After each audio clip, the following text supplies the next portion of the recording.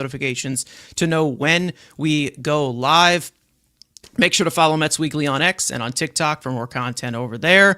For audio listeners, make sure to follow us on all your favorite listening platforms to not miss the audio version of new episodes that go up at 9 a.m. the following day. Also, make sure to give us a 5-star review. That'd be greatly appreciated. So without further ado, let's get into episode number 187 of our show. And Frank, you've been in and out all off season. It's been scattered around, but you know what? We've been able to get you at the right points at least. But you're back for this episode where we get to kind of recap the off season for the headliner of today's show. Yes, it was a busy offseason for the Mets for sure. I mean, there's a lot of new faces. They've lost a lot of guys. They've added a lot of guys. So it's going to be a lot of moves to talk about. And it's going to be a very interesting season. I think we said that when it ended, we were like, okay, that was unacceptable. You got to change it. They fired a bunch of coaches. We said, okay, that's one route you can go. But then they changed a bunch of their players. So, I mean, it's like, will they be better next year? You hope so, but it sure should be different. I mean, that's at least that should happen. Whether that's a good thing or bad thing, time will tell. All right. Well, Andrew, you were here last time as well. We were talking about some of the last things to wrap up for the rest of the off season, and seems like we are here. Pitchers or catchers have reported to Port St. Lucie. Who knows if they make any other moves? I think it's all really going to be relatively small at this current moment, but it looks like you're starting to strap together, trying to go down to Port St. Lucie, get some autographs as well. That's your usual thing. But yeah, we're getting close to baseball games being played. Yeah, again, it's starting to look like spring. It's warm. I mean, it's been warm here all freaking year, but getting warm. Players are down in Florida, Arizona. Again, there's a couple of free agents hanging out. The Mets don't look to be in that market, again, especially for, Zach Gallen or whoever's left out there. But again, this is most likely the team. Again, would I be surprised if there's more like Vidal Brujan and, MJ Melendez type moves? Maybe a couple more of those type of guys. But I think this is the team we've got, barring injuries. Again, I don't even think we'll get that desperate of a move, barring, especially with the depth that, Stearns has built up. But like Frank said, it's a different team. It's a bunch of different faces, which is kind of good because we've been doing the same thing over and over and over again. And maybe a past regime, they would have just ran it over again. But at least I'd rather try this and take a step where the unknown is where you knew what you had. And they decided to blow it to hell. And there's nothing wrong with that. And again, it's good for me. I got those dudes. I got all them guys. I'm tired of getting those guys. I want some new guys. And I got about 17 new former All-Stars. So that works for me. It's going to be down there next week. Duffy's, autographs, baseball, spring training, Olympic hockey. There's no better time going. Yeah. I mean, I like this time of year, obviously, because then you can also add in March Madness. March Madness is always fun. I know that, for anybody who's not a big college basketball fan, but it is always fun because it's a marathon of games. Either way, you guys may notice that we have a little bit of a different format here on the screen. I figured that it was time for a new change. We've got a new season coming up. Also, I think I've been meaning to change it for a while because I do think that a lot of our viewers were having a difficulty reading a lot of things on the screen. I've had a lot of people message me and like say in the comments as well, saying, okay, well, we can only really watch your show on computer. And that, again, a lot of people watch on their phone as well, so they can read everything else. So I figured less is more at this current moment, and we will maneuver different things. We'll have some new segments. We'll add some stuff that will be coming up. But as for this episode, we do have a special guest joining us, and he has been on our show many, many times before, more than we can count. Please help us welcome back John Saponaro from TilMetsDoUsPart. John, great to have you on.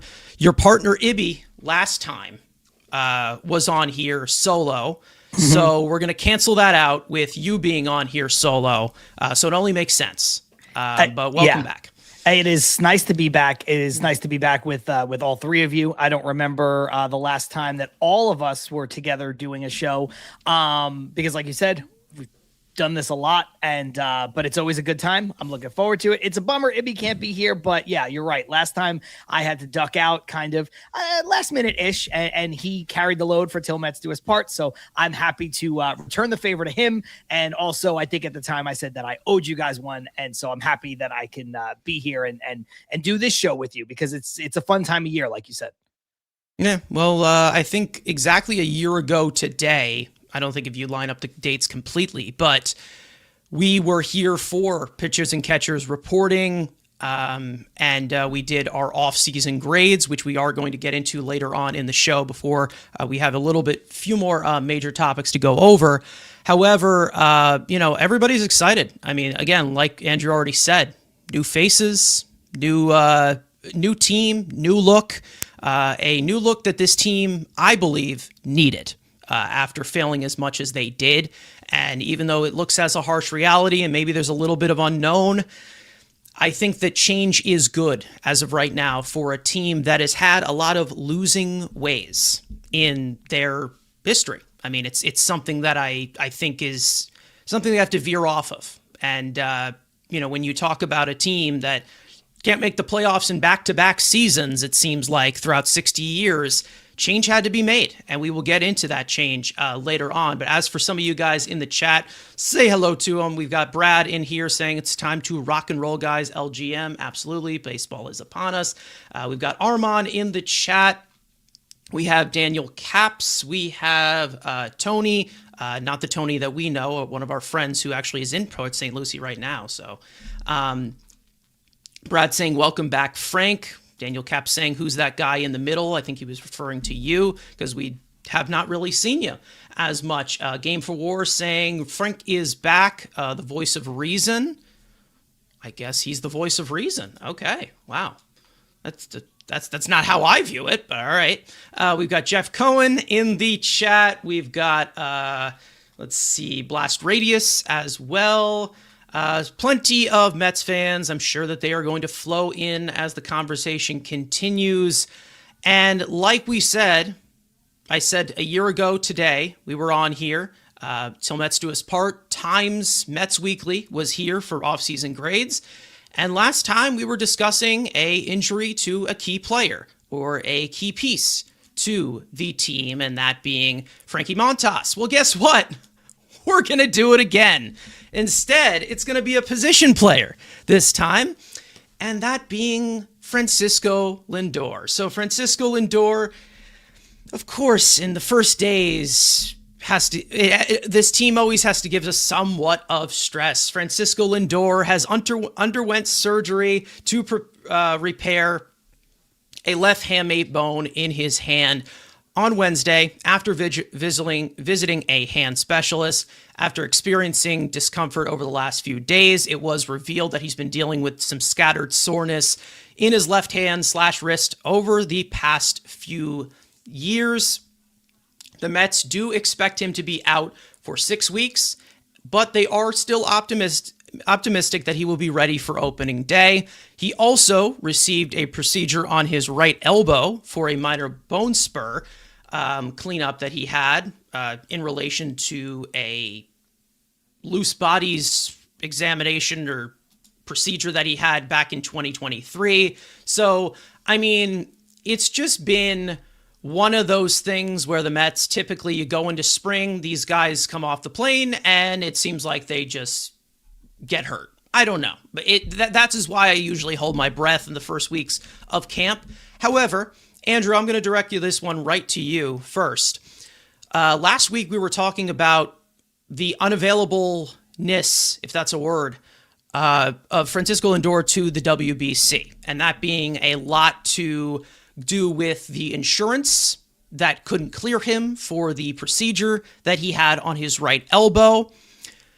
Now, who knows if this is a completely related thing? However, he is going to be out for 6 weeks. We're not going to probably see him for a majority of spring training. Maybe he'll ramp up because we all know about his high pain tolerance, but maybe they were perhaps right to knock this down if there was somewhat of a concern here. And like a lot of Mets fans are saying, if this was going to happen at any point, We are just glad that it is happening now and not in September in the middle of a playoff race. Yeah, again, I could imagine if, let's say, he was announced to play for Team Puerto Rico, and the next day it's like, oh, yeah, now he's gone. So I'd be like, okay, the WBC, whatever, it's how it is. They had about 95 guys in Puerto Rico not allowed to play in the tournament. That's the point. And what is this, like, Major League Baseball epidemic? It's like, oh, Lindor's the first guy with a hamate bone. Then it's Jackson Holliday. Then it's Corbin Carroll. It's like everybody's just getting the same injury at the same point. It's a little weird. But like you said, if he were to get hurt, it's the best time. But I also love we see the other two overall. The other two teams, being the Diamondbacks and the Orioles, already kind of like canceled out both their guys from being available for opening day. But yet the Mets are like, oh yeah, he's going to be available. Like the Diamondbacks said, Corbin's going to miss opening day, and then obviously Baltimore said Holiday, and the Mets are like, oh no, he'll be ready. It's a little weird that like the other two teams have kind of like said, oh wait, they're going to miss their opening day. It's okay, whatever, let them have it. But the Mets are like almost arrogantly saying like, hey, he's going to be ready. And like, again, we've seen Lindor with injuries before. He's got like this, Wolverine type, healing power. It's cool. And I hope that's true. But it is kind of weird that we see two other teams have that, two superstars, two other teams get that injury. And their teams are like, all right, it doesn't matter. But the Mets are so gung-ho that he's going to be ready, which is hopefully fine. But again, you don't love it. And especially with the team. And we saw, obviously, there's no reason to go like, oh, now we need to go to shortstop. But it is kind of funny that the Mets trade, their backup prospect shortstops. And now all of a sudden Lindor's hurt the first week of spring training. Isn't that the most Met thing possible? But it is maybe an opportunity for spring training for a couple of guys. But again, if they expect him not to miss opening day, it's fine. It's just, for me, it's just funny that the other two teams are like, yeah, we're not going to rush it. They're not playing opening day. And then the Mets have been just, yeah, he's going to be there. Like, and the confidence is just a little weird to me. But again, what do I know? Maybe the new regime, Stearns' guys, maybe they got super doctors. So you know what? I'm going to trust them. If they believe he can be ready, and then we're going to go under the assumption that he is, then it is what it is. No, I mean, Frank, 6 weeks from now is like March 23rd. So that's not that much time in full either healing or being out.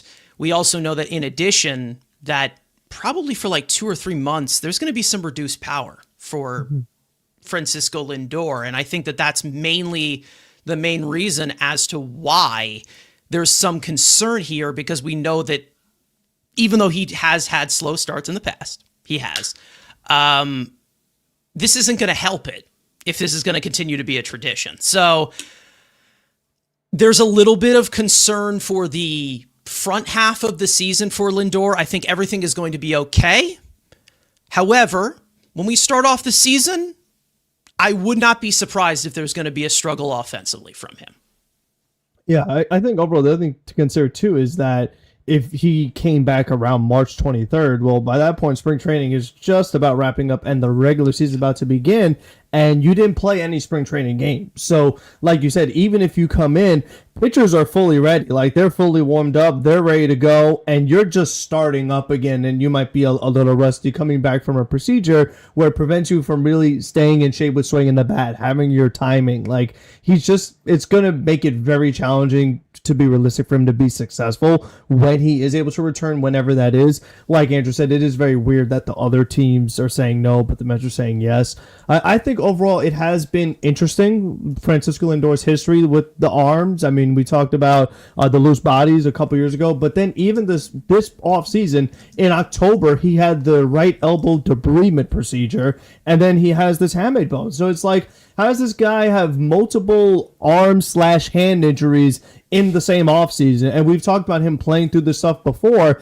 And even with this hamate bone, this was not like the Frankie Montas landed off the plane and injured. This is something they said has been on and off for a period of time. Like, again, I don't understand what award he's trying to win playing through all these injuries, because at the end of the day, it's like, you eventually have to pay the piper. Like, you have to have these procedures at some point. So it's like, why you keep putting it off? If you're having your elbow operated on, might as well do your hand too while you're there, while you're at the operating table, instead of waiting until, you know what, it is spring training, I'm going to miss time, and it's not going to help my team because he's like, oh, I'm out there, I'm helping my team. But if you're super rusty and not ready to go, well, you're not helping the team. You know what I mean? So I just think like this whole thought process of trying to tough it out hasn't really gotten him anywhere. I mean, we talk about the foot. I mean, he had that when this year he fouled the ball off his foot. He should have missed more time. He didn't. He played through it. He was not as good. We had the whole issue with the door slamming on his hand, broke a finger. Like he continues to play through line injuries. You don't want to call it pain tolerance, resilience, healing factor, whatever you want to call it.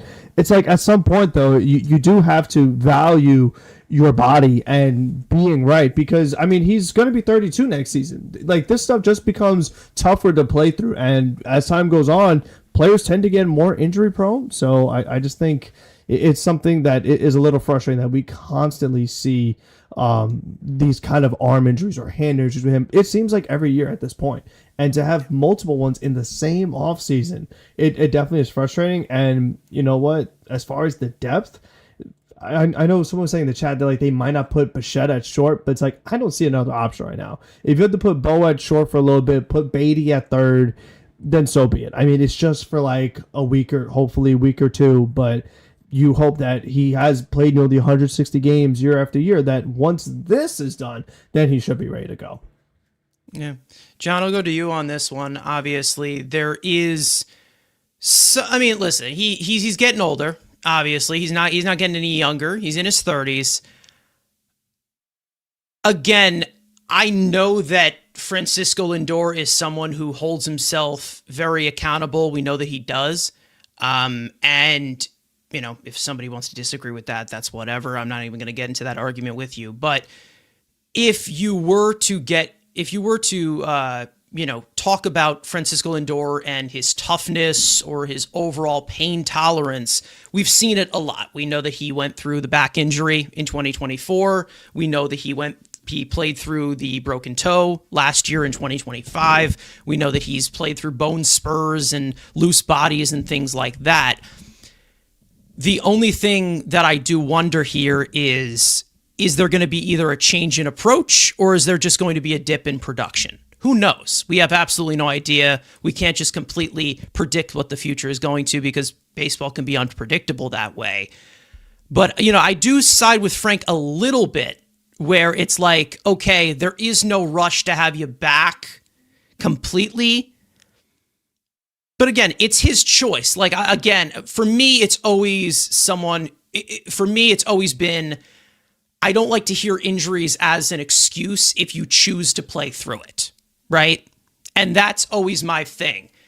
He doesn't usually complain about them as an excuse, but personally, I feel like this shouldn't be rushed if the goal is opening day when 162 games have to be played, when we know how big the wear and tear is. Yeah, I agree with you first and foremost. I don't think you can use injuries as an excuse if you are playing through the injury, which in fairness, Lindor hasn't really done. We find out about the injury. It's a responsibility thing. Yeah. It's just like that. Yeah.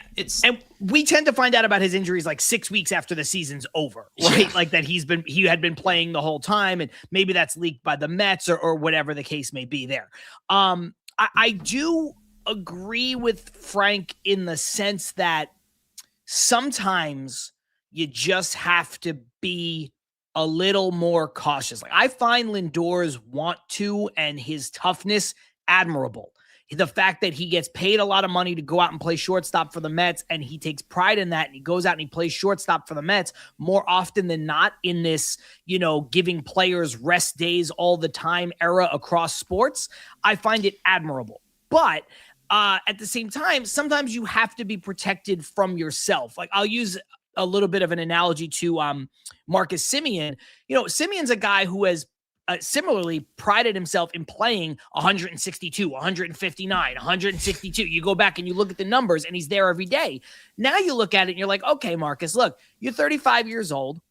I think that maybe if you play 145 games, maybe we can get better offense out of you.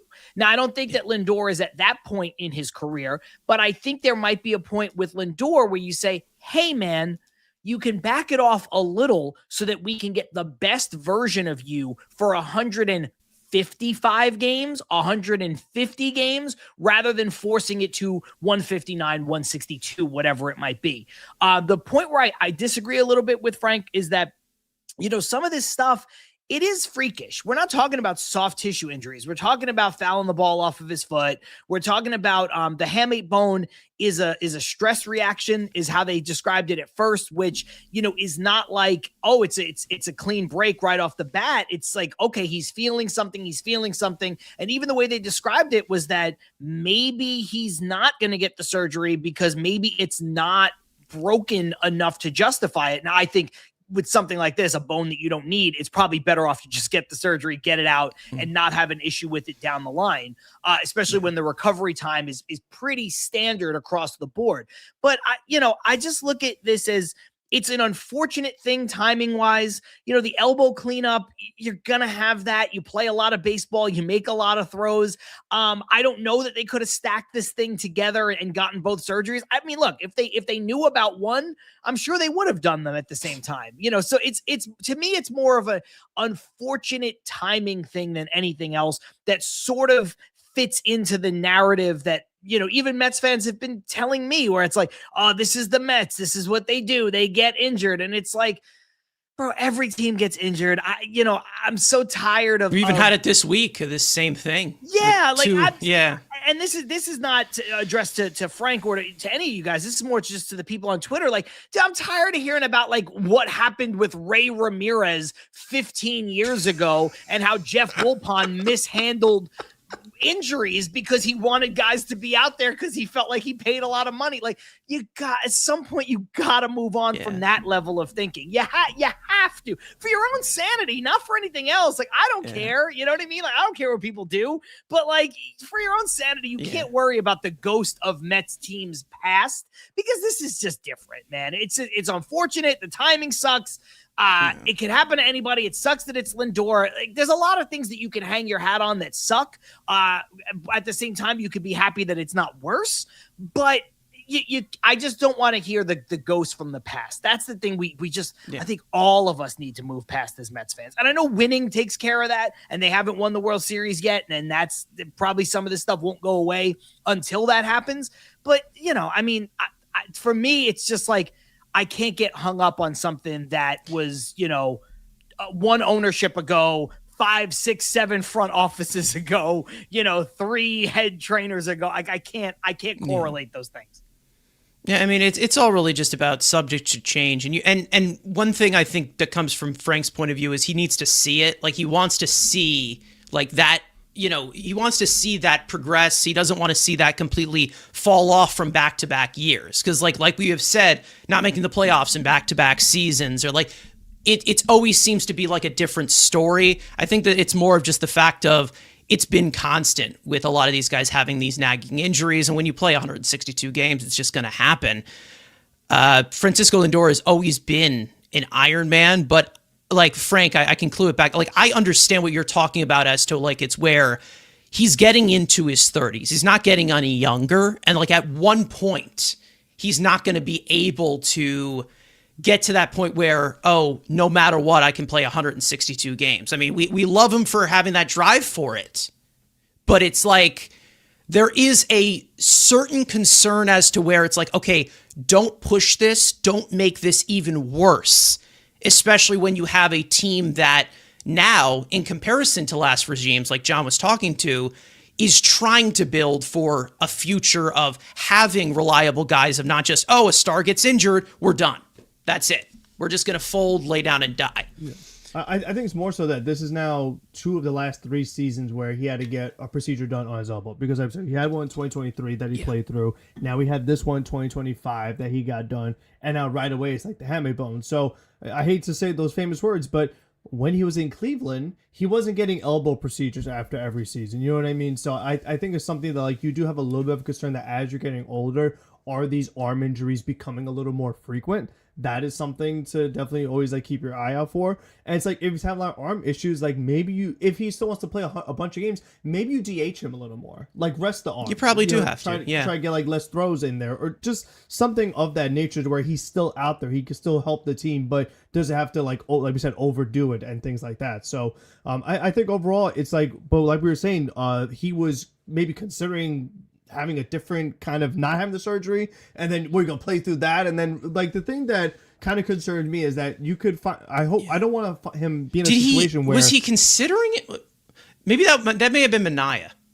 No, I think it was Lindor. Did they say that like they were trying to take a second look before deciding? I think they were. Yeah, they were surgery? looking. I think he was like visiting a specialist. Something happened. I don't know. It all went very quick. To be honest, we got the Joel Sherman tweet, and that was it. Like, yeah, I just don't want to have an injury where, and not this one particularly, but like where you have an injury where you say, oh, I could play through this, but you run the risk that like if you do aggravate that particular thing, then it's like a long recovery. You know, I think it's that like kind of risk reward game is something that I don't want to find themselves in. Luckily, like this isn't one of those situations. It's a pretty quick recovery, but overall, it's like it kind of what we say in New York: if you see something, say something. And I think in this case, if it's the off season, if you feel something, say something. If you're like, my hand is bothering me, go check that out. You know, don't wait until like you're in spring training. You're like, oh man, now I need a procedure. I think that's more of when you witness a kidnapping on the subway, but that's a different thing. I do think, Frank, because I would love to know a little bit more about the timeline, because they did say this is a thing that bothered him for a while. I'd like to, and I said this on our show this week, I'd like to know what a while is. Exactly. If a while goes back to last year, then I agree with what you said before about, well, clean up the elbow, clean up the hand, like do it all, like check on all of it, right? If a while is, well, you know, these guys obviously haven't been in spring training until a couple days ago, but you know, Lindor's taking his swings in the offseason. You know, he's doing his conditioning stuff or whatever that these athletes do nowadays. And if you felt it in December, maybe you should have checked on it then. Like that's where I'm going to get down with you for sure, because I just would like to know what a while means. And again, when you're talking about a stress reaction, this could have been something that lingered. Like this could have been from June of last year. We have no idea. Yeah. And since I love to be a detective, I remember seeing him in the offseason with a wrap around his hands, like in public. So that's not an elbow. That's a hand. I don't know if that was hammy bone. I don't know what that was. We've also seen from the elbow standpoint, we've also seen his throws get a little wild, like inconsistent as well too. And it's not like his throws have been perfect. The strength is probably down a couple of notches over the years as far as like the velocity and what he's throwing. It has come down, definitely.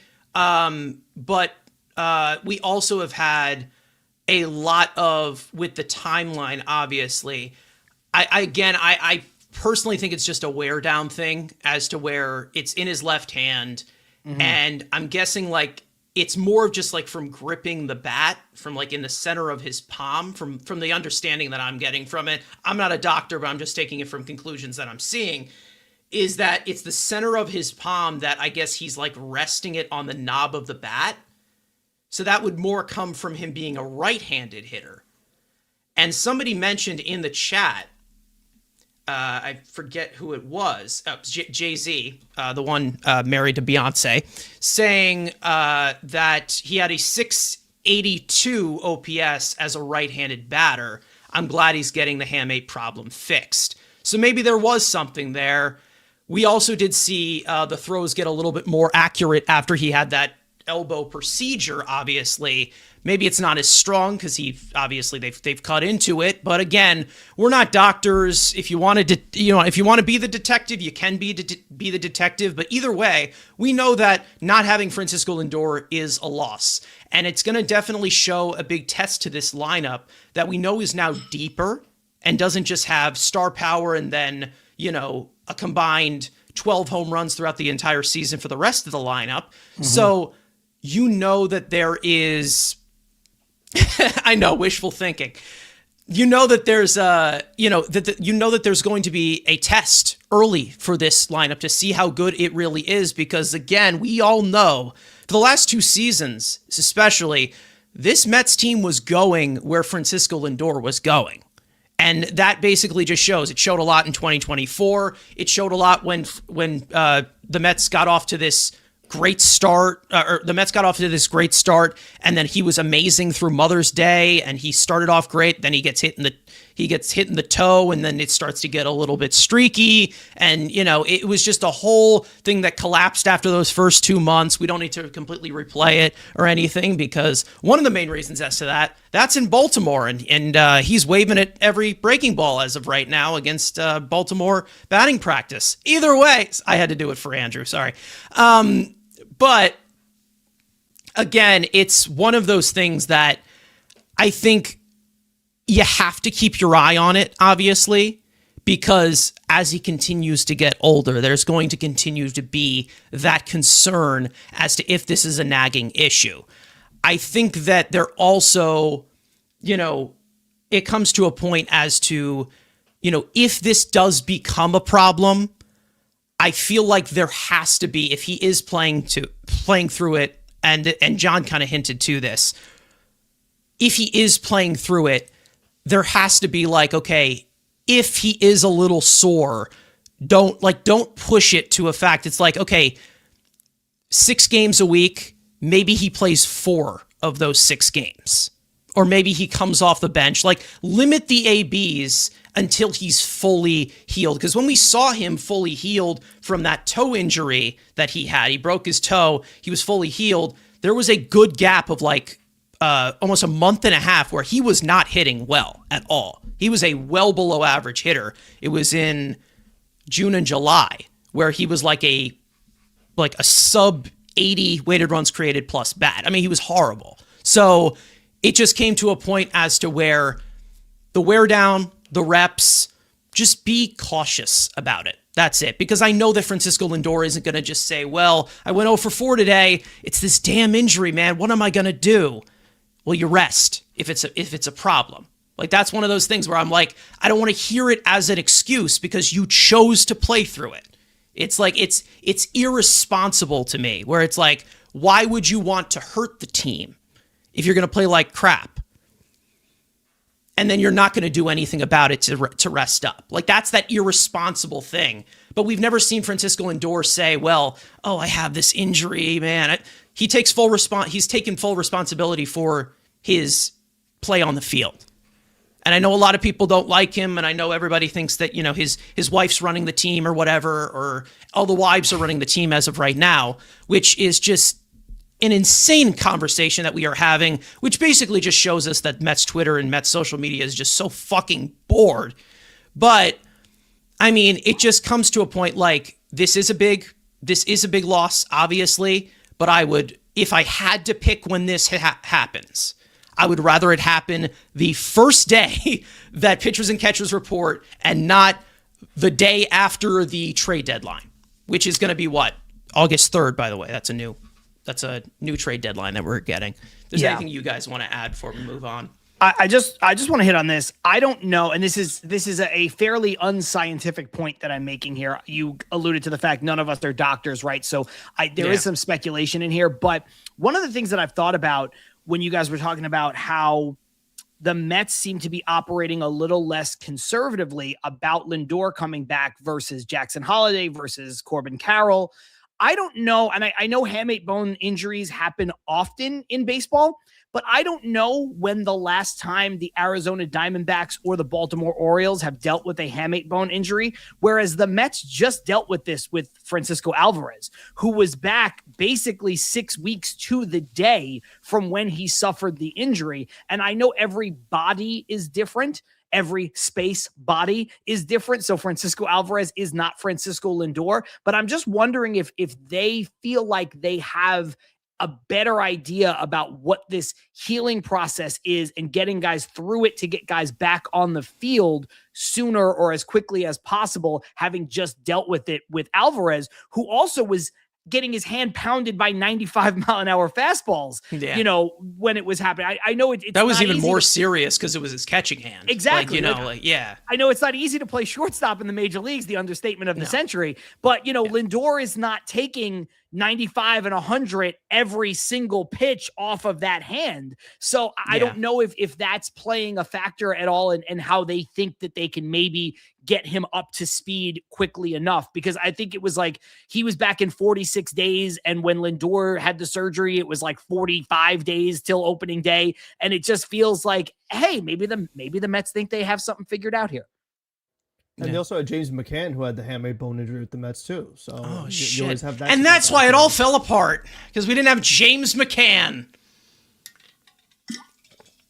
I forgot about that. Oh my God. Anyways, we also had there was also somebody else. Didn't Pete have like a hamate bruise or something? He had like a bone bruise or something. He had something in his hand. Yeah, like he got drilled in the hand as well. And then nobody defended him because this team was so soft. But hey, whatever. Yeah. That's a different conversation, right? But either way, I mean, when it comes to Lindor, it's like it's all just really about learning the lesson. Like you mentioned Francisco Alvarez of everything. It's like, yeah, he kept getting injured. They were freak injuries, but then it always comes to a point as to where it's like, okay, when are you going to be held responsible for how this is going to being susceptible to injury? That's another thing. It's more of just the fact it's like, okay, one thing that I can't, and I hope that a message is sent, and like we've talked about the little details that the 2025 team did not do well. The Francisco Alvarez thing, when he got hurt, the last time that he got hurt, he was sliding head first. Stop sliding head first, please. It's not a good idea. Please don't. And he hurt himself doing that. I don't know why they even teach it anymore. I think sliding head first is such a foolish thing to do with the sliding mitts, whatever. Well, we all know who had his ear at the plate, so maybe he was telling him to do it. I just think it's such, like, look, there are times when you have to do it. I understand that. It's sort of akin to like a quarterback who is a runner, where you're like, listen, man, the running part of your game is a big asset. You're Josh Allen, your prime Cam Newton, Ben Roethlisberger, who would lower his shoulder, or even a guy who was shifty and escapable like Michael Vick, whatever. Pick your player.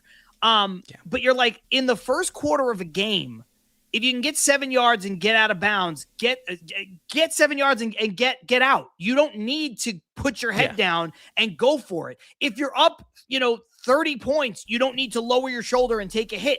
Get out.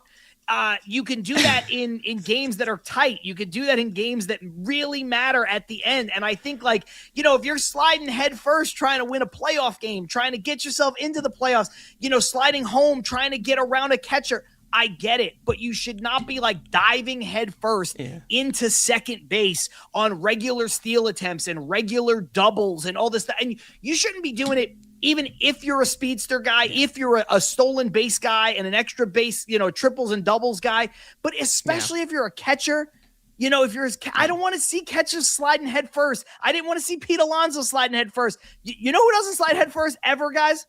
Juan Soto. Juan Soto never slides head first because he knows what's up. Yeah. The guy that is known for sliding head first. The guy known for sliding head first. He won't dive in the outfield. He just won't do it. No. He won't. Hey, but maybe he'll do it with the new positional playing. We're going to get into that in a second.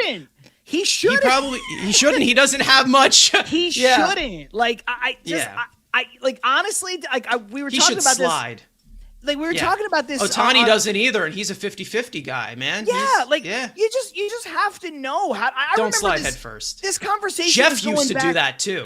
Jeff McNeil used to do that. It'd drive me he fucking slid head nuts. first into first base. Yeah. But I don't know if you guys remember this. There was a conversation. I think it was Keith who used to point this out on the broadcast all the time. He would say it about Reyes, where he was like, as a middle infielder, especially, your hands are so valuable. If you're an outfielder, maybe you can get away. Like Ricky Henderson. It's that attention to detail. It's that attention to detail. I'm telling you. They didn't have it. They don't like, and the whole organization also, like when it talked about like drafting players and development, I talk about it all the time, but it's like they didn't have that attention to detail, and that's one of the main reasons as to why they made the changes they did this offseason, which we'll get into. It's like it's one of those things where you can go on and on with this of, the sliding head first, or it's just not smart to do. I mean, Andrew is, I don't know if he's here. He's maybe away from his camera. Andrew, I mean, before we move on, do you want to speak on behalf of Jackson Dart, since we brought up football? But because like that's a guy who puts himself in danger. It's like, yeah, we love that you want to, what? What'd you say? What'd you say? So did Daniel Jones. He also loved to not slide and just get concussed. So. Yeah, exactly. It's again, we love that you want to fight for that, but you also have to be smart about it. Like, there's got to be a balance. There's got to be decision making. You got to be smart somewhat, right? And when we talked about the decision making last year and the attention to little things, and that Mets team did not have it whatsoever. And everyone's like, "Oh well, bring this piece back. Bring this piece back." No, you got to get everything out of here. Like that. That's it. You got to move on.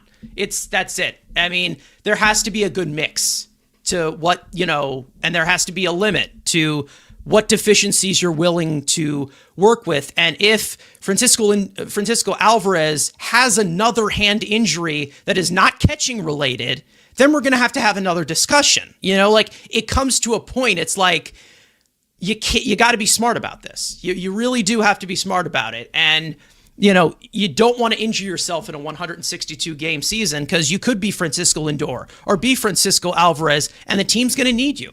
You just never know. Either way, there are some other stories that we did get from Port St. Lucie that I do want to get into.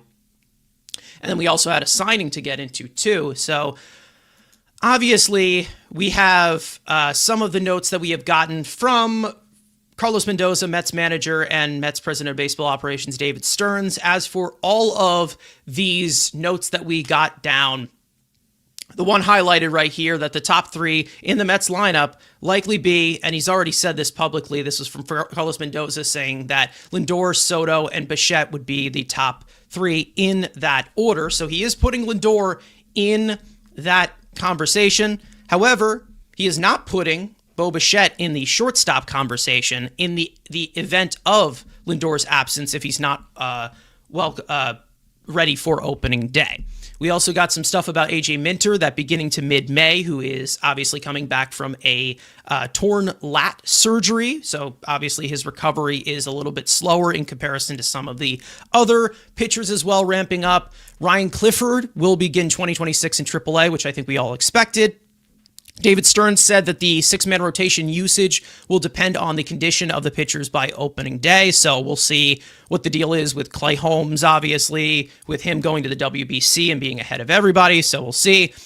Carson Benj is seen as an option in right field, as David Stearns has been vocal about that. Brett Beatty is seen as an option because we love gimmicks. And of course, Juan Soto will move to left field full-time in 2026, which basically opens the right field conversation. And we all know that Juan Soto is not the best defender. We can all agree. He's not. And the least amount of range in the outfield goes to Juan Soto. Now, John, I'll flip this right back to you. I think we can just get into the Juan Soto discussion, because obviously there'll be plenty of stuff that we'll get into throughout all of spring training, and what we like and what combinations we like. It goes on and off. That's how we are. However, the thought of Juan Soto playing left field, I think that this is the best version of the Mets outfield. If you put Juan Soto in left field, you have Luis Robert, who can play incredible defense in center field. And then in right field, you go by the arm, because that's usually what you usually go through. But if I were to pick a position that Juan Soto should play, it would be left field. Least amount of range, still have a sturdy enough arm as to where it can hit the cutoff man. And, again, that's the skill set that I feel like he's the most comfortable with, and what the Mets are comfortable with when they've been preaching things like run prevention all offseason. Yeah, look, first of all, I never mind deferring to a star player, even if it's slightly to the detriment of the team, right? Like, there's a point of no return there where you're like, bro, what are we doing? But Juan Soto at 26, 27, if he was adamant about staying in right field, I would not be losing sleep over it, despite the defensive deficiencies that you've alluded to. I do agree with you, though, that he's basically tailor-made to play left field for this team, and I'm happy that he has put the team first rather than saying, I like being a right fielder. You signed me to be a right fielder, so that's where I'm going to stay. This wasn't really an option last year because Brandon Nimmo was in left field, and he was, 32 going on 87. So his body was breaking down. His defensive ability was breaking down. He looked like a shell of his former self physically in the ground he could cover. He's never had a plus arm. So you kind of had no choice but to keep Brandon Nimmo in left field. Obviously, you trade him. That kind of opens things up a bit. You can start to get creative. I think Juan Soto's asset, his best asset defensively, is his arm. It's not crazy good, but it's above average. And guess what? That's still going to play up in left field the way it did in right field. If anything, it'll play better in that position. You also have to remember he played a lot of left field with the Nationals. The biggest part of the reason why he played right field with the Yankees is because it's the opposite at Yankee Stadium. You said this on your show the other day. Yankee Stadium, the right field is easier to play. It's short porch. It's not tricky, whatever. In Citi Field, it's the exact opposite. There's those weird angles. It's deeper, like you said. There's more ground to cover. So putting him in left field makes a ton of sense. And then you open up right field for probably, look, it's not a foregone conclusion here, but I think we all know it's barring something insane, it's going to be Carson Benj. And when you look at Carson Benj going back to college, he was a two-way player. He pitched and played right field. He's got a cannon for an arm, better than Soto's, probably better than Roberts, who's his plus, but it's not like insanely off the charts. So now you're starting to line yourself up in a way that really, really makes sense. So to me, the best version of the Mets outfield, to your point, is Soto in left, Robert in center, and Benj in right. Because look, Robert is an elite defensive center fielder. I think Carson Benj can be, maybe not right off the bat, but I think he's trending to an above average at the major league level to plus right fielder. Yeah. And then if you put Soto in the easier spot, I don't think he's going to win a Gold Glove, guys, but you probably get a better defensive version of Juan Soto in the easier spot. So, you talk run prevention, you talk about, how can this team be better defensively as a collective? This is how. Yeah. It's all really just about meshing together the skills and not just like overall looking at the numbers as to what is going to be, this is great. I saw him make a catch here. He's fine. It's more of just what skill fits that. And if you don't have great range, which Juan Soto does not have great range, he has a strong arm. He should be in the outfield. Doesn't have range. He should go to left field. So it's all basically about piecing together what traits are the best. And that's one thing that has been really emphasized in this offseason, I think, by David Stearns as the traits of putting together a complete player, either defensively and also in the lineup as well, as we see 4 shortstops in our starting infield as of right now. 2 of them are out of position, but also it's looking at it as the adjustments as to what they can do, whether they have hands or they have this athleticism. Like there's different skills that each position needs to possess, and some translate to others. Like we just said, Carson Benj was a pitcher. He can be an outfielder, a corner outfielder, as to where the right fielder's usually the strongest arm. Not to mention with Carson Benj, and if you're putting him into that conversation, because that was also mentioned as well, and they are very high on him, I don't see him as a center fielder. I don't see him as like this, 80 grade speed that can basically go and get it no matter what. I think he has the potential to be elite in the corner. He has the potential to be well above average in the corner because of how good of an athlete, the great speed that he possesses, the strong arm that he has. I just don't think that he is that high profile run preventer that you need to have in center field. A guy like Robert, completely different of a story, and who knows if he hits, what is the future? We have we've talked about it on the show before, AJ Ewing, center field. Like he is probably more adapt to be in center field because he's a lot faster and a lot quicker. So there's these certain traits that as to why these guys fit in these certain positions or why Stearns thinks they could. John's partner Ibby in the chat saying, Nimmo chasing a ball in the corner was like watching someone pull up with a hammy. Like that was how slow he was. And again, there were those lower body injuries that Nimmo has dealt with in the past. He's obviously aging. It was noticeable. And to be honest, the Mets basically, threw that bomb away before it went off, in my opinion. Because, I didn't know if they were going to be able to move that contract, but they were able to do it. Either way, when it comes to Juan Soto in left field, yes, we know he's not the biggest fleet of foot. But we do know that his overall athleticism or overall athletic ability, he was able to manipulate that into 38 stolen bases last year. Not to mention, he's 27 years old. He's not 33 like Brandon Nimmo. Matt in the chat saying that Brandon Nimmo is going to be in right field. Not sure why, but sure. And that Rangers Park that they have, Globe Life Park, that is a big right field that they have, a big outfield in general. But I'll say this for John, as usual, people from the South, just let them learn. Let them learn themselves. Let them learn themselves, all right? And that's the only message we are going to put on that. We're not going to do anything else. But either way, Frank, I'll go to you on this. The Bo Bichette of him not being in the formula, of him not being in the shortstop formula, which I get because he's so awful at it. But again, there's also some questions about him at third base it's like, okay, is his arm strong enough for this? Like that's a question.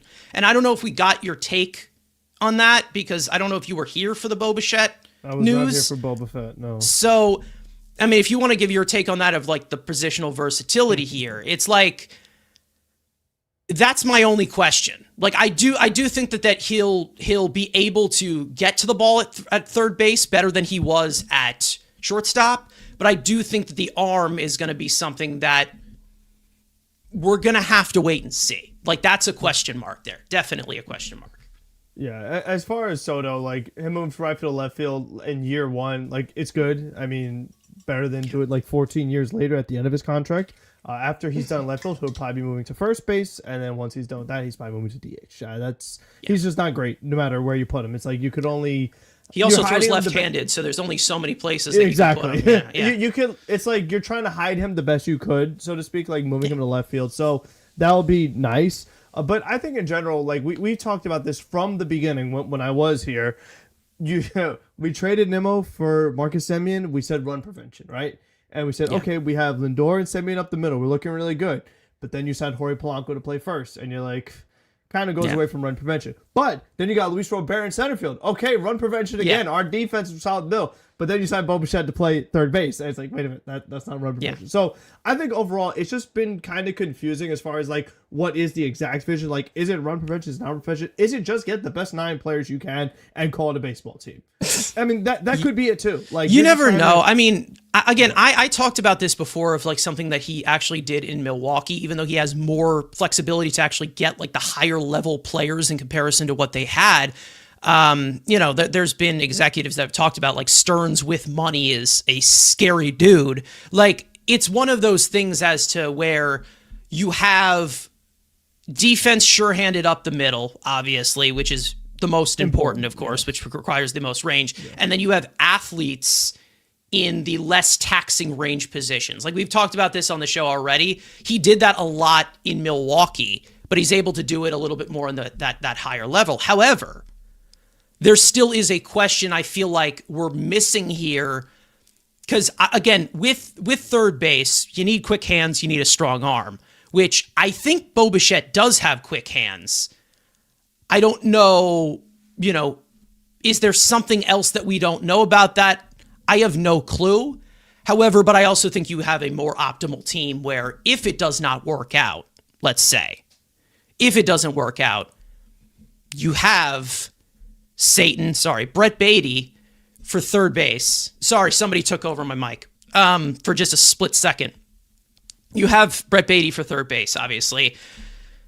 Do you put Ronnie Mauricio in that conversation? I don't know. We'll see how healthy he is. But it's more all of just about like the bat. And I've said that sure. too. Is that like a lot of Sure. times, and Vientos did this 2 years ago, but like a bat can play you into a position. So like if you're hitting well, it's like you kind of got to work with the trade offs. It's like if they're playing great at third or they're playing great at first with like a great bat, then that's where they're going to be. So I mean that can happen from time to time. But as far as like Ronnie, this would be the comparison to what they're doing with Polanco, Yeah. but Keston Hiura is actually like, not as good of a hitter as Jorge Polanco could be. But yeah. Well, Anyways. I don't know if you guys saw this. I think it was from yesterday. Mets Metrics put out something on Twitter for, Bo Bichette's arm strength compared to some of the other third basemen, notable third basemen. And, he's kind of middle of the pack. 82.3 miles per hour is his average arm strength from Baseball Savant.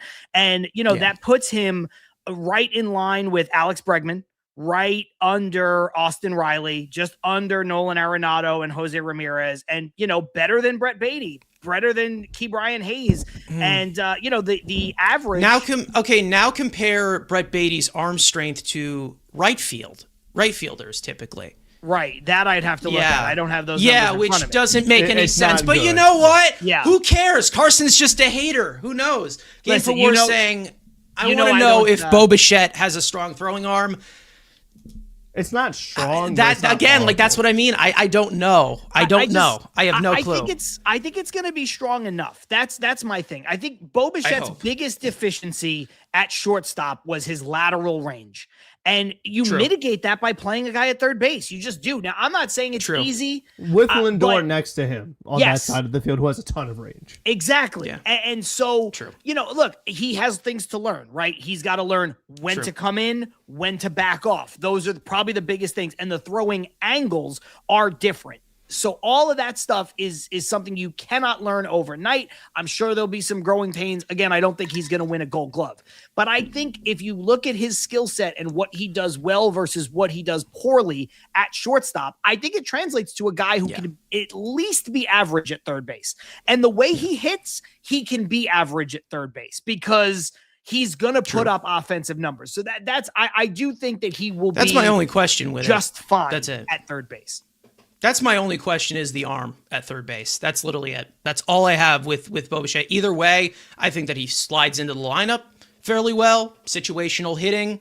He can pop you 20 home runs, balance out the lineup like we've said. I've already talked about it throughout the entire lineup. We've said it. You get 30 from Lindor, which we'll see with the injury, how that affects that. 30 from Lindor, 40 from Soto. You get, what is it? You can get 20 from Bichette, then you get 20 from the next guy, 20 from the next guy. That's better than Alvarez. Can't hit pop 20 for you? Maybe That's better than 30, 40, 40, 5, 5, 5, 2, 3. Like that's better than that where you have a deeper lineup as to, that there's a little bit more consistency as well. And there's also a little bit more contact as to where, we'll swing at pitches inside the strike zone, like that would be cool, but we're getting completely off the top. That'd be cool. Wouldn't it be cool, Frank? Awesome. If you look at Soto's probably going to hit 40, right? In that ballpark. There's no question that Bichette and Polanco can hit 20 each. Then you start to get, I was going to write down Lindor for 30, but now with the hamate injury, we don't know. Maybe it's slightly less, whatever. But there is a world where Luis Robert and Francisco Alvarez specifically hit you 25 apiece. I don't think that's insane. I don't think it's insane Not for one of those insane, two no. guys to get you 30. I think it's possible. Do I think it's likely? No, but I do think it's possible. And now all of a sudden you start to see what you're laying out here, Carson. Like there's a situation where, Marcus Semien is probably going to pop you 15, even as a diminished player. When you look at some of the things he did offensively in a place that's very difficult for right-handed pull fly ball hitters in Globe Life Park. Yeah. To a place that is a little bit more conducive to his type of swing, I think, but without changing anything, just being healthy, he'll hit 15.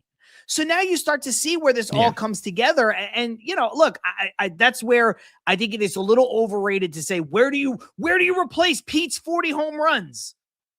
Throughout the lineup with everyone. Yeah. if you actually compare the 20, I actually have a spreadsheet of this. I don't know where the hell it is. It's probably on my spreadsheet app. That's great. But I do have one. It's if you were to compare like the 2025 production and plug that in to 2026 in comparison to what they lost and what they gained, the difference between that total home run total, I'd say, is like 8.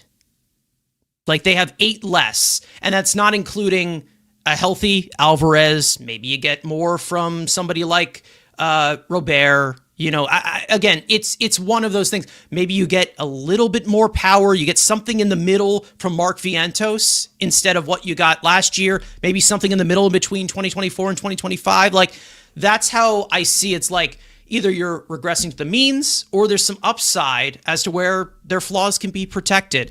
I don't know how it will be, but how I look at it is you have a new philosophy here. You have a new voice in there who's not Eric Chavez, which is great. Even though you're going to start off the season with Francisco Lindor possibly being a contact hitter. Well, so you know what's crazy to me? Eric Chavez is going to be dancing. So. You know what's crazy to me for a second? Last year, you get these people, and this is when you have to deal with folks who like truly don't know what they're looking at. They'll say things like, Jeff McNeil's just trying to hit home runs. And you're like, it's not what's happening. There's a weird way of showing it if he is. You get these people, though, who want to tell you right away, oh, well, what happened to batting average? That's the Mets' problem. They're swinging for the fences. So the Mets get rid of a guy whose best outcome is hitting a home run, and they replace him with 3 players who hit for a higher batting average. And now those because it's a position-to-position thing, the fantasy baseball thing. Like that's the thing, the fantasy baseball mindset where it just doesn't make it doesn't make any sense. It's like you got to look at it from a team perspective and not the individual player. It's like, 100%. What is he providing for the? Yeah, but I don't even think people are doing that. Like they're just like when they. It's like compare Polanco's stats to here's a stat head. We all see this on Twitter. The stat head comparison of Polanco to Alonso. Of course, Alonso's going to beat him out, but it's like let's make a deeper team then. Like we've talked about it even before when all these guys left. Let's make a deeper team then. Let's get a team. A team that can win. I think it's even one step worse than that is my point. Like, because I think philosophically, how many times you see people, I wish the Mets would play more small ball. I wish the Mets would hit for a higher average. That's all I saw on Twitter for 5 years. And now they go out and they get guys who are going to hit for higher averages. And they're like, what happened to all the home runs? Polar bear. Known 180 hitter, Bo Bichette, Can't believe it. It's insane to me. It's the moving of the goalposts is just it's the constant moving of the goalposts, and that it's like you don't even know what you want. It's like, oh, I want this change, not that change. It's like how many? There's no pleasing. There is no pleasing of how you can look at it. It's all I want results. I want wins. I want to be high in the standings. I wanted to win a division, which we all want, but we weren't winning with that group, so they had to move on. That's it. That's all it is. Either way, adding to the position player group, all of this stuff and all of these details. I do want to talk a little bit about MJ Melendez for a second before we get into these grays, which, again, we're definitely overlapping the 2-hour mark, but hey, we're chilling, I guess, at this current moment. Into MJ Melendez, who the Mets have signed for a $1.5 million split contract, so it's not fully guaranteed, so he's not guaranteed to be on the roster. And as you can see on the graphic here, it's a cash and stash option, which, he can be optioned to the minor leagues because he does have a minor league option left. He's 27 years old, and it has been pretty rough for him. Let's just say that. The last year was the worst season of his career. He was optioned down to AAA. He played 107 games in AAA Omaha. He was not hurt. He just was optioned down to AAA. However, we do know that he was a former top prospect at one point. Still does hit the ball hard, decent profile. Most of these percentiles are from 2024 because he barely played in 2025, and I couldn't even get heads or tails on what percentile he was in because they were so skewered. It was a bad year for him. However, not the best defender, which is one of the main reasons as to why he plays the corner, not center field. He's a former catcher. Played left field, could play right field because of that insane arm that he has, a 91.5 mile per hour arm strength, which is in the 93rd percentile. He can also bust down the line as well. He's got 2 years of control left. Who knows what the future is? Obviously, like we said, former second-round pick by the Royals back in 2016. He has a career 88 weighted runs created plus hitter. He's popped 15 to 20 home runs before throughout his career. Again, $1.5 million prorated, and you can just stash him in AAA. It's whatever. It doesn't count against the luxury tax if he is in AAA, and if he's up here, he is. I think it's more of just the asset of, like we said, of traits with a player. He can give you a really strong arm in right field. And like we said, more of insurance as to maybe from Carson Benj perspective, who did not hit a lot in AAA, and maybe they decide to have him start the season in AAA. Andrew, I'll go to you on this one because I know that you're very familiar with the Royal side of MJ Melendez as well. It's been rough for him, obviously, throughout his career so far. Still young, obviously, but it more so just shows you, well, Soto goes to left field, Robert center field, and then that makes it Taylor would be the right-handed right fielder, and then the left-handed right fielder, you're looking at MJ Melendez if you want to keep the seat warm for Carson Benj for June. All right. And I know, Frank, you're making faces, but Tyrone Taylor's got the arm to play right field. So definitely does. Does he have the bat to play right field? I mean, again, if they want to keep the, if that's their, if that is their mindset to keep the seat warm for Benj, that's probably what they'll go with. But again, at that rate, you're better off Carson. Would you want to put Beatty in right field? It's going to be Benj. Rather that than it's going to be Taylor. Benj. It likely will be Benj. It's going to be Benj. It could be. Yeah. Unless they sign Nick Castellanos. No. Andrew, I'll go to you. That than MJ Melendez. I would rather, Frank, I'm with you. I said something and people, again, misinterpret it despite the fact that I was very clear. I was like, I don't want Nick Castellanos. I don't think they should sign Nick Castellanos, and I don't think they will sign Nick Castellanos. I don't want him on a train, on a plane with eggs and ham. From a team building perspective of what the team needs, I would rather them sign Castellanos than sign Jose Iglesias, like to get a guy that could play shortstop. Because they're not going to need the guy to play shortstop. They're not going to need that player who's not good to play shortstop beyond a couple days past opening day, where you could say, hey, you know what? A guy who hits right-handed, who can play the outfield or at least stand out there, might be the thing that you need, because Tyrone Taylor can't hit. Brett Beatty's not an outfielder, and we don't know what MJ Melendez is. So if Carson Benj isn't ready, that one makes sense. But I don't want it. I'm not advocating for it. But it does make more sense than trying to get a shortstop who can't hit either.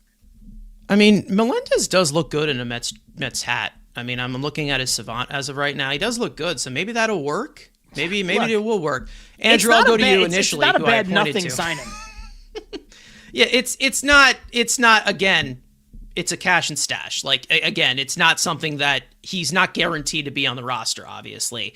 But Andrew, I will leave you with this. Remember, Kyle Schwarber was cast aside once. So that means any corner outfielder that bats left-handed could be the next gem. Yeah. Who came up as a catcher.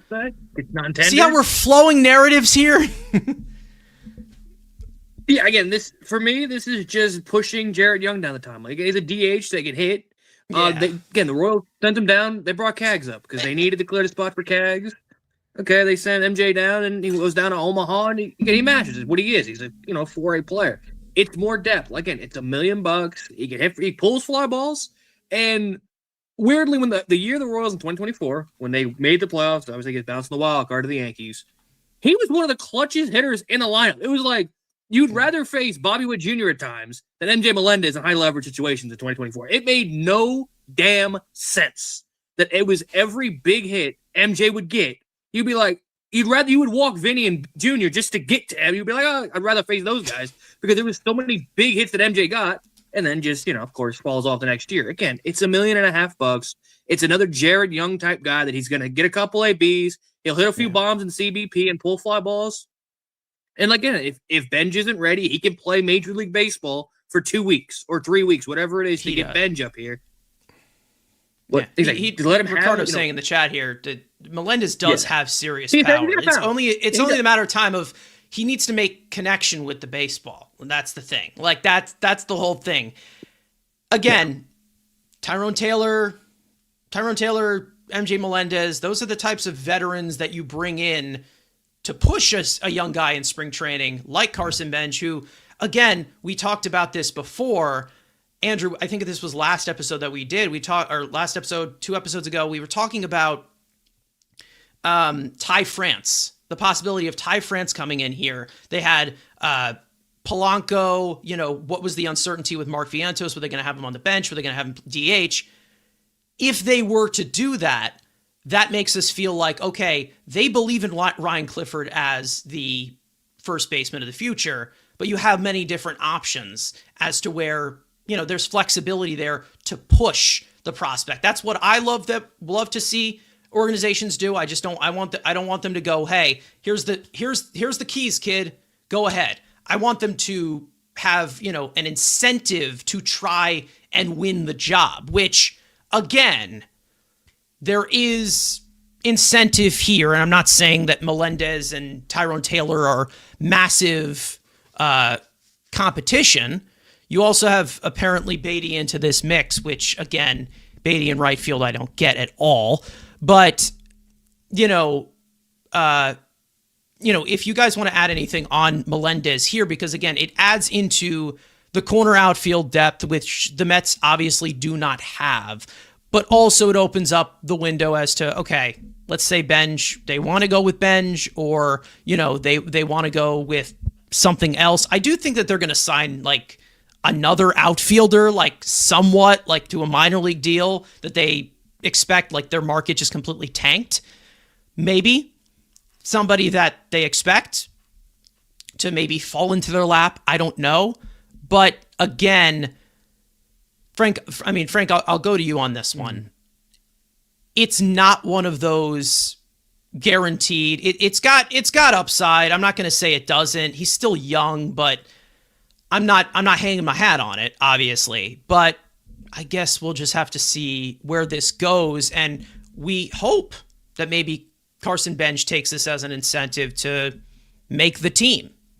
And if not, maybe you have a 9-hole that's going to be a hole in right field. Yeah, because that's kind of what I'm looking at is that, when you get to spring training's about to begin at pitcher catch report and you say, all right, well, what's the opening day lineup?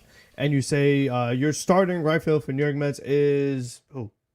Your starting Tyrone DH Taylor probably at this moment. If it's Tyrone Taylor, yikes. Because then to me, in my opinion, what was the point of the Robert trade?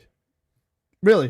Because for me, when I'm trading for Robert, I'm doing it to get Tyrone Taylor not starting anymore. So it's like, if I'm just moving him to right field, I feel like it just kind of defeats the purpose.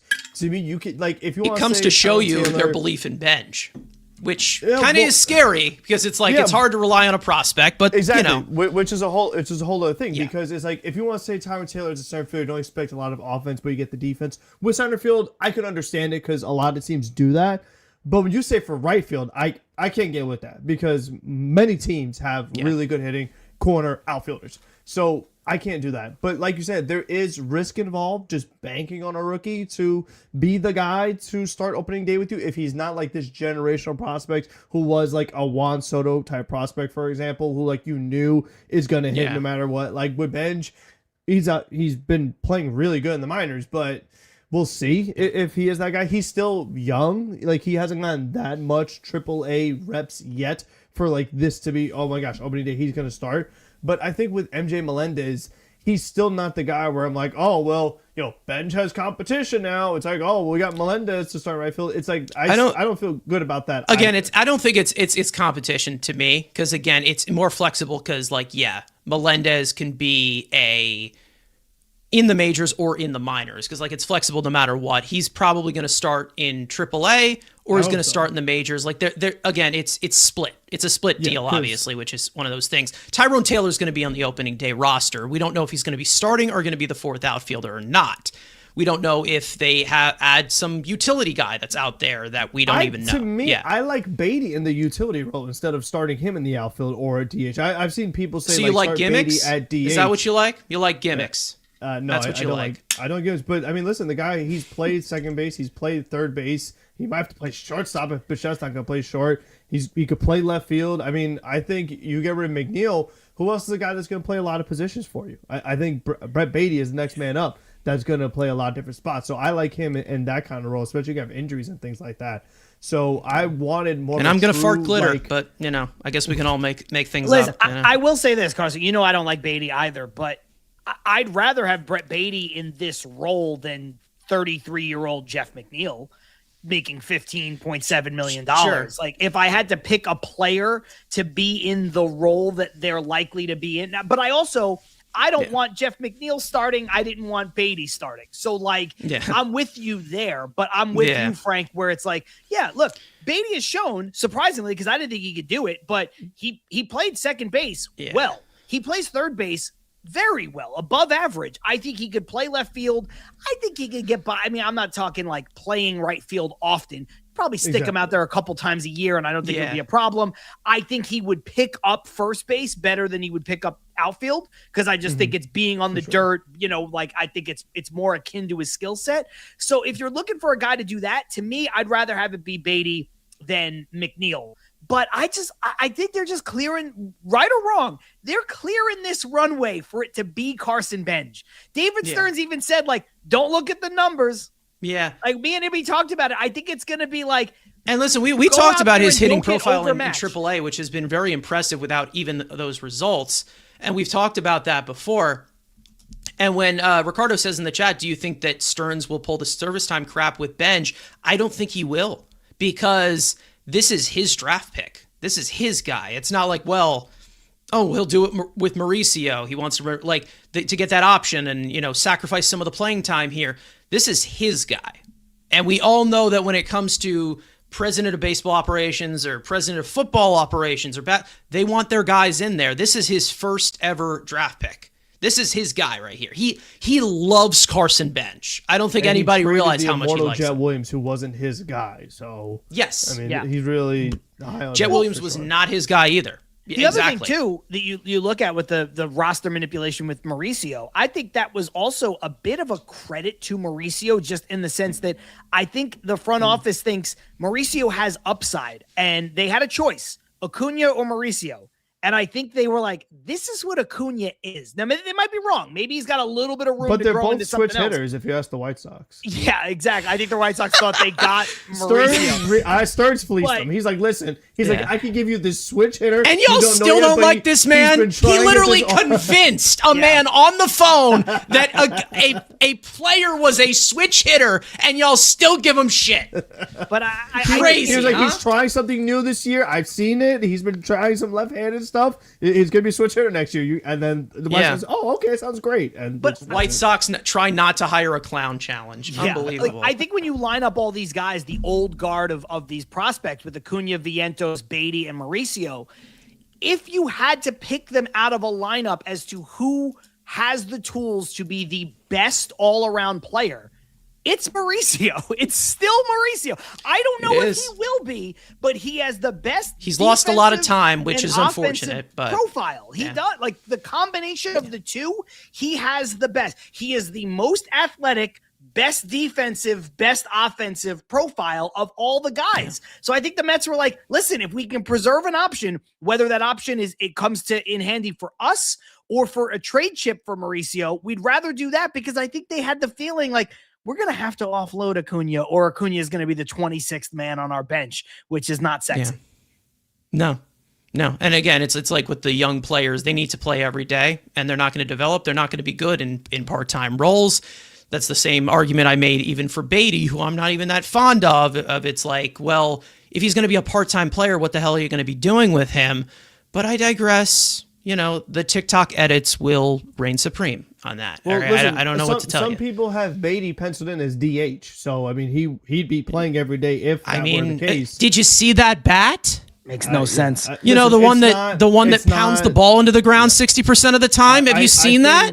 If you're going to plug a player into DH, Yeah. It's got to be Vientos. I don't know how it's not Vientos. I do agree with that. I think Vientos if Vientos got 500 at bats, I think he would hit 25 home runs near automatic, even with a bad approach, because that's how hard he hits the ball, and he pulls the ball, and he's not relying on pull power purely. To me, putting Beatty at DH is wasting both Beatty's upside, which is his defense, and Vientos' upside, which is his power.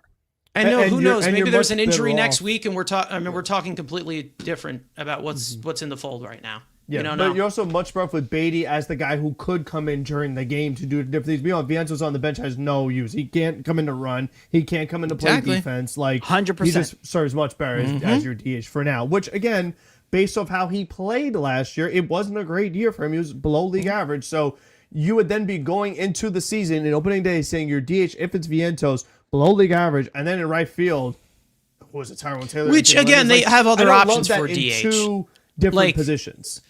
It's more of the fact of they can make, like, if something's not doing well, like if they're not they have other options for it. Like if Tyrone Taylor's not hitting well in right field, or he's not playing a good right field, you know, maybe they're looking to call up Benj. Maybe they move Robert to right field. Like Ryan Clifford. they have a optimal Ryan call- Clifford. Yeah, exactly. They've been talking. Listen, They've been talking about his outfield. They've been Yeah. talking about how good he is in the outfield. And I think Ryan Clifford is a first base DH, but Yeah. I think they're talking it up, Which is another position that is up in arms as sure of right now. But I think So. listen, he's starting in AAA Because they let the polar bear walk, right, Andrew? I think there's a chance if you're not getting offense, he's going to be from right field. Possible. Ryan Clifford will be the next guy up. I think that's. And where there they're also gonna is go. one detail that I think a lot of people are missing about Ryan Clifford. We'll see what happens, because I think he's going to get more AAA at bats, obviously. He is Rule 5 eligible in December. So maybe they, who knows? You we'll definitely see. could see him at some point. I mean, for sure. You could. Yeah, no, You I could don't think it's going possibly. to be early. I'm saying if you get to like June and your right field is abysmal and he is tearing the cover off the ball in AAA. And it's a good problem to have if you have young players like this who are so advanced at that average age in AAA. Like in comparison to Benj, like he is younger than the typical AAAer. Same thing goes with Clifford. And then there's that guy who they traded away to the Giants, who everyone thought was the next superstar, the next Lenny Dykstra. Sorry, I probably shouldn't have said that name.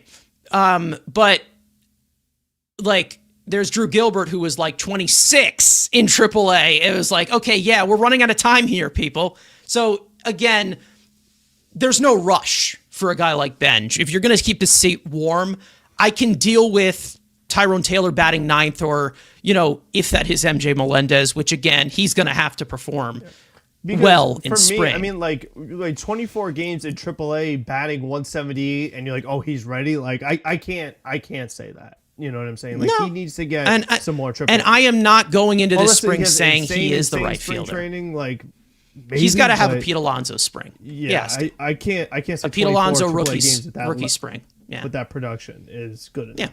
At that age too. Like, And I understand he's why they still see him as that, because again, like I said, the underlying numbers, amazing. I mean, this guy, even though he wasn't getting that many of the results, a sub 10% whiff rate against fastballs in AAA as this young of this kid, like that's how good he looked in overall profile. He just wasn't getting those results. And that's the adjustment period to AAA. And hopefully, as of right now, I am plugging him into AAA. I don't plug in prospects. That's my rule. I plug in veterans to push them, flexible veterans to push them, and then we figure it out. That's basically it. But we all know that Carson Benj, they're very high on the kid. And there's a main reason as to why. He had a phenomenal year across multiple levels in the minor leagues. So it definitely was impressive. We'll see. We will see. And also, Tyrone Taylor slander is not appreciated, in my opinion. not right field. You want him to play Not center right field? You field? want him to be off the bench? Fine. Right field, no. Why not? He's No got the bat? arm for it. got the range for it. Those got the bat. Yeah, and You need to hit, Carson. I'm aware that you have to. I hit, don't but need you the could also. team. I said this on somebody's Twitter post today. I was like, "Oh, he's an amazing fourth outfielder." I'm like, "He's a fifth outfielder. Your fourth outfielder has to hit." That's my Yeah, school of I thought. go with the bench of like the second in command. I go with utility fourth outfielder, and then you have the two other positions or whatever. You have the backup catcher, and then whatever the bat is, pinch hitter. So it's like I see it as like the fourth outfielder in tradition typically is like the second guy that comes off the bench initially. To me, at least. The ninth inning defense, something like that. It's just, Tyrone Taylor's a part-time player. He's That's a what he part-time is. player, but fourth outfielders play a lot. He needs to hit more than he's shown to be. So Sure. That's why I'm with Frank. Like he can't And start maybe- in right field. It's And gonna that's be the bench. thing. And that's the thing. Who knows what it could be bench. Who knows? And I think they want it to be bench. They desperately want it to be bench. They like him a lot. And again, there were years where Tyrone Taylor was giving you 15 home run power in Milwaukee. Who knows? And he actually is the best line drive hitter on this team. So that could be maximized in a way that maybe you don't know, and maybe he gives you some really good fourth outfielder production. You never know. Yeah, I don't know. I'm not counting on it. Milwaukee, he would, but we've yet to see that with him. We haven't seen it. never If done he it in gives a you Mets the uniform. yeah, exactly. If you see the 713 OPS that he had in 2023 with Milwaukee, Yeah, that's fine. which with as much as he hits line drives, not to mention his, hit probability, which I don't really tap into as much, but there could be something there. Like you could get something where maybe the bat does have some upside, even when I'm talking about a guy who's Tyrone Taylor's 32 now. Isn't that crazy? That's crazy. And he's a free agent at the end of the year. So maybe he has a great contract year. You never know. Why are you so mean to him? Why are you so mean to Rome? I need an outfielder every year to hate on. I mean, we got Bader, Oh, yeah, that's right. Siri, Conforto. That's it's right. his turn. Like, he's next up. Bader, Siri, Conforto, Canna was another one. Canna was one. No, McKenna was all right. Canna was all right. is. Oh yeah. Yeah. Okay. There was some good batting average in there. There was some good batting average, yes. Good hit by pitch. Gave you some food advice. Even Canna, I would have been more okay with starting for now until Benj is here than Tyrone Taylor. Canna right now. Then Tyrone Taylor, Have you seen what Mark Canna's been doing recently? don't care. It's better than Tyrone Taylor. Okay. Offensively, Since they traded him, he has not been good. I mean, he's Hey, old, but you never know. You ask someone why they are mean. Well, hey, I am mean when I need to be. Okay, I mean all the time to Ibby as well. That's basically it. That's the shtick. Anyways, let's get into the full headline of this episode, which we haven't even gotten into yet because we've just been yapping like crazy. Either way, let's actually grade this offseason. Now, the last time that we did this with letter grades. And I feel like there is a little bit of hedging that goes on with letter grades where it's like, oh, I have this here. So I want to go a little bit more straightforward, and we're going to do a little bit of a different grading system with this instead of the letters. We are going to do what I like to call a 5x3 grading criteria, where it is 3 Andrew letter was hoping words. for food. Okay. We were hoping for Yeah. is this like in the meat section? Is All right. this- So here's how we're gonna rank this. Okay. There's 5 different categories that we will put it into. There's gem. Okay. A gem, meaning it is a 99.9% flawless offseason move with 0% concern. There's a hit, HIT, above average offseason move that fixes a need. Then there is mix, 50-50 on this one, with plenty of mixed feelings. Then there's meh, MEH, which is a below average offseason move with multiple concerns. And then there is a dud, a complete whiff of an offseason move that you guys believe they will regret. Everybody got that? Andrew, you're writing that down? Anybody? Y'all got that? All right. So we're just putting them in 5 different categories. That's literally it. Okay. So let me switch this over here. Now we have, let's see, what is it? 9 different moves that they made. So we'll try to go a little bit quicker, obviously, in comparison to the usual quickness. Either way, just stalling, trying to get this up on here. Whoop, there we go. Perfect. Awesome. I have the criteria there in the bottom right for anybody that's wondering what we are doing here. So it's basically what we think about this move here. So the first one, we'll start off with the first of culture-changing moves. That was the Marcus Semien, acquired from Texas, for Brandon Nimmo, a longtime tenured Met, out the door. Andrew, since this one is the closest to your heart, I'll let you go first on this one. What do you think about this move? All right, since I got 5 different seasonings here, I got to go find my level of hotness. So I guess I'll go meh.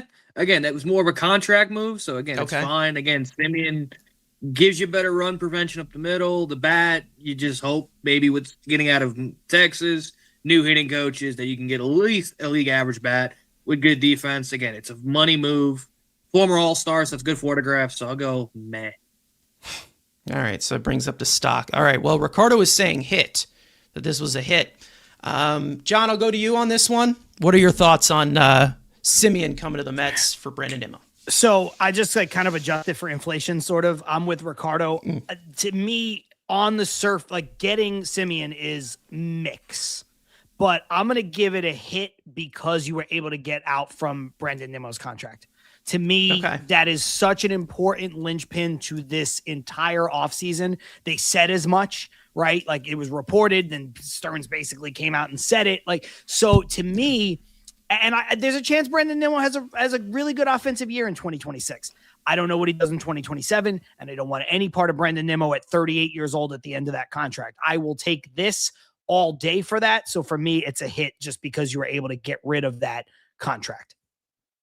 Okay. I mean, there's certain aspects that you can go out because, again, you're trading a left fielder for a second baseman. So it was a little bit of a shift as to where they're getting the production in these certain positions. Frank, I don't remember you being so happy about this deal. Yeah. Did it change a little bit with them making the changes afterwards where it makes a little bit more sense? I mean, from the jump, whatever. It was hard to sell me on a guy who's turning 35 next year on a multi-year deal. Just no matter who the player is, right off the bat, that's tough for me. A guy who's coming, below league averages, showing that he is getting older, getting worse every season. That's a problem. But, trading info for outfielder, it's not a big deal if at some point in the offseason you get an outfielder. So my thing was when the trade happened, I didn't love it for who they got back. But I said, okay, well, let's see how the offseason progresses.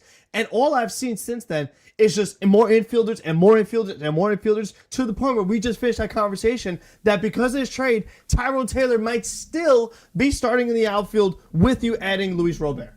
What? How is that even possible? Okay. So to me, it's I'm a meh on it because I just feel I don't love that they still don't have another true good offensive quarter hang outfielder and then just relying on a rookie and Carson Bench. If Carson Bench is that guy, great, but you're banking on a lot here. Yeah, Ricardo's saying Marcus is my surprise player for this season. Listen, he had a rough offensive year last year. Does it have more to do with him fouling a ball off of his foot? I don't know. He's already been in contact with a lot of the hitting coaches, so maybe they can get something out of him, but I think it's more of just shoring the defense up the middle. I'm going to actually go with hit on this one like John did because I'm going to agree with him here because, again, it's more of just the technical standpoint of getting rid of a Brandon Nimmo contract that seemed to be the aircraft carrier of this offseason. And it seemed like throughout reports, they were like, well, they wanted to move this deal for them to, maneuver what they can do this offseason. But what maneuvering did it allow them? They got a bunch of 3-year deals. Your Semion's here for multiple years getting paid more money. So what did it actually do for them? It opened up the possibility. Stearns has always said that he wants to be able to partake in all levels of free agency for every offseason. So that they the wouldn't have Dodgers been can able just to outbid you. pursue. It's like, oh, I could offer a huge deal to Kyle Tucker just for the Dodgers to outbid me. But at least I had the ability to do it because Nimmo's not here, but I didn't get the guy. Now, if you made the same trade and got Kyle Tucker, then I'd be like, oh, this is great. Like, he allows us to get Kyle Tucker, and that's but a better fit for the outfield. Like anything. They tried. They did try. They always try, but the Dodgers always try harder. It happens all the time. Yeah, I mean, it's not What really do you the want us to Dodgers do trying with that? harder. The Dodgers, like, this is the second time, Yamamoto being the first, where a player takes the deal from the Mets and is like, well, you Trevor do this, Bauer you do this also. deal? They did it with him too. Yeah, I mean, but Bauer did different that. situation, That's but true. Yeah, it but did happen there I as well. can't count that because Edwin it's just- Diaz, there's another one. Diaz. Yeah. I mean, listen, if the player is taking, and then the player's agent is taking that If deal they and want to saying, go to "You the match Dodgers, it," they go to the Dodgers. I mean, there's nothing they can. There's nothing you can do about that. I mean, there really isn't. I mean, and the Mets obviously have that financial flexibility where they can continue to outbid, obviously, but they have to be smart about it. But again, I do think that this move will be a little bit better. I think that there's a little bit left in this bat, and I'm in the minority here when it comes to it. I think that there's a little bit left. However, there is a possibility that, again, you don't get the best offensive production from him that you typically were expecting 3 years ago. It's all really just about sure-handing the defense up the middle, not doing the same mistake twice or doing the same thing 4 times like they continued to do, of having Jeff McNeil up the middle with Francisco Lindor, which was not a good pairing from the get-go. So it helps. It's an expensive ad. And I do agree, Frank, there is a point of emphasis, though, where it would have been more expensive with the alternative, where Brandon Nimmo is rotting on your roster for 5 years. Because if they didn't trade Brandon Nimmo at the time that they did, it would have been bad. Like it was going to get bad. Like if they waited out the way that they waited out with a certain someone we'll get into, you're getting either nothing back or nobody to cover that contract. You're probably going to have to do what Nick Castellanos, what they did, and just eat the money. or what the Cardinals are doing, covering a bunch of Arenado's deal. Yeah, and I'm not saying that Nimmo is going to be to that level. Contract for bad contract deals. I just think it's true. For me, and the other thing too is that when you're the Mets and you have Steve Cohen, I don't think you make moves for contracts. I think you make moves to get better. I don't think you're a small market team. I get it, say, but you also had a better need here with contracts to Simeon. maneuver. We're not in basketball where the cap is like so like it really constrains us to what we could do here. Like, it wasn't this about the baseball cap. where you do whatever it wasn't you about want. the cap. Like, it was about the term. The term Yeah, is the problem. where does Yeah. Brandon Nimmo he doesn't. I don't have a care about spot on this AV. team. I just don't at all. Yeah, like AV doesn't bother me at all. To me, it's not about the money as much as he's gonna clog up this roster, and he's not gonna do it in a way that helps you. And like we already talked about, you can move Soto to left field now. That's a benefit. You yourself mentioned he's probably going to move to first base at some point, and then he'll be a DH, but he's Juan Soto. I mean, how are you moving him around if you have Brandon Nimmo taking up all, like, just being 8 years older than him, just moving one step ahead of him the whole way? Like, I don't want a team where Brandon Nimmo has to be your DH because he's 35 and his ankles are shot. I think this move at face value, it gives you a meh, but I think that it also can be seen as a hit when we're talking about the attention to detail. Like when you're talking about base running or defense, it's just an expensive hit. It's an expensive hit. It is. However, like I said, the entirety of the alternative was having Brandon Nimmo out there in left field, hobbling and aging the way that he is. They needed for this team to get more flexible, more tools, more traits, and that's what Simeon gives you. So we're also going to have a 37-year-old Simeon playing at one point too, just like you talked about. And 37-year-old Simeon will be swiping more bags and playing better defense than Brandon Nimmo. I can tell you that right now. I will say this, and I think Ibby is still in the comments, but because he will attest to this. I said at the time that I didn't want to give Brandon Nimmo the contract that he got with the Mets. I would have let him walk. And so I'm not a different GM. Everyone said he sure, got too many years. But like, so like, I'm with Stearns on like, if I took over as GM, I'd be like, what the fuck is this contract? I don't want this. We paid him like a top flight center fielder. He played center field for 1 year on the deal, and now he's just a bad defensive player. Ibby confirming that this is a true story. Okay. There you go. Yeah. It's, again, the guy to blame for this is Billy Epler. That's literally it. That's the guy to blame. Blame it on Billy Epler for past regimes, guys being stupid, and that's how they're trying to change their ways, but this was the only way that they could get creative for it. We'll see. I don't know. But I do think that there's a little bit left. Could it be brutal for the last year? I don't know. But as of right now, I think that you have Simeon here up the middle to shore the defense up the middle. And I also think he's a good clubhouse guy as well. And like we said, of guys priding themselves in playing every day. When John brought that up, I kind of giggled because that was one thing that Simeon butted heads with Seager for, where he was like, hey, you play like 40 games a year every year in Texas. So it seemed like in those certain details, this was a move that needed to be made as to a clubhouse that needed a leader and also a clubhouse that needed, an outfielder or needed veteran pieces or also whatever the hell the Texas Rangers are doing, because they've just become a relic since they have become since they were World Series champions. Either way, moving on to another move that was made that in spite of Edwin Diaz leaving, Devin Williams, 3 years, $51 million, sliding in to be the closer as of right now. Frank, I'll swing this one right back to you. Devin Williams is going to be your closer after a year in New York, which was not fantastic. And Edwin Diaz not here. Yeah, overall, I'll call it the hit. Only because it does address a need, because when you lose Diaz, you do need a closer, even though at the time when they signed, the hope was that we would still have Diaz. He would be more of a setup man. But overall, there still is some concern because, yes, he did lose the closer job with the Yankees. He did have a lot of struggles in his first year in New York, particularly in the ninth inning. There were just a lot of ugly outings for him. And there were some concerns of, the mental toughness, as far as it just felt like things were kind of snowballed a little bit, and he was just totally out of it. It's like if he had a bad stretch, it just felt like that bad stretch lingered, and he wasn't able to just kind of bounce back and get right into it. So I think, on a multi-year, and we always say, multi-year deals for relievers, we can't do that. They did that, but I think overall with what else was left this offseason, they're kind of forced to do this. So I understand it in that aspect. So overall, it's an upgrade for what they need for closer, because right now, who else was it going to be?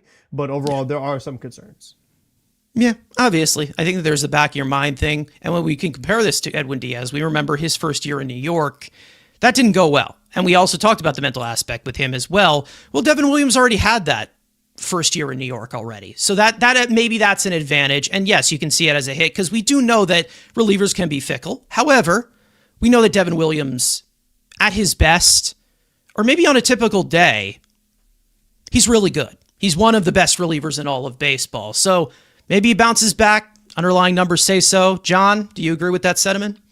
Yeah, I'm going to go hit on this. I think that if they brought back Diaz and Williams was the setup man, this would be Gem. But in a vacuum, it is excellent. And honestly, it doesn't really fall short of Gem for me overall, just because some of the things you mentioned. This is a guy who, with Diaz and Josh Hader, was one of the top 3 relievers in baseball. At times, he was the best reliever in baseball with those guys.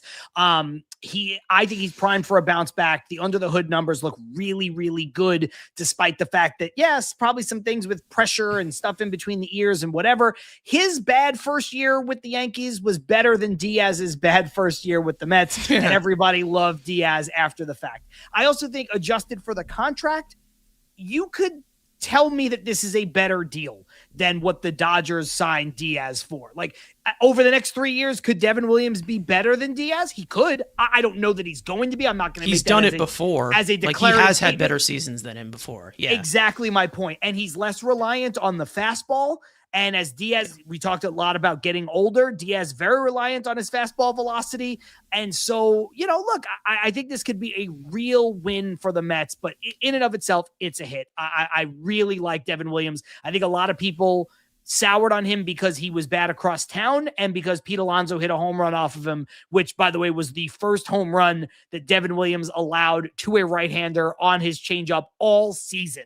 So let's pause a little bit there and like before we say like, oh, he's broken and he's all this. So I think it's a hit. I think it's a really solid move.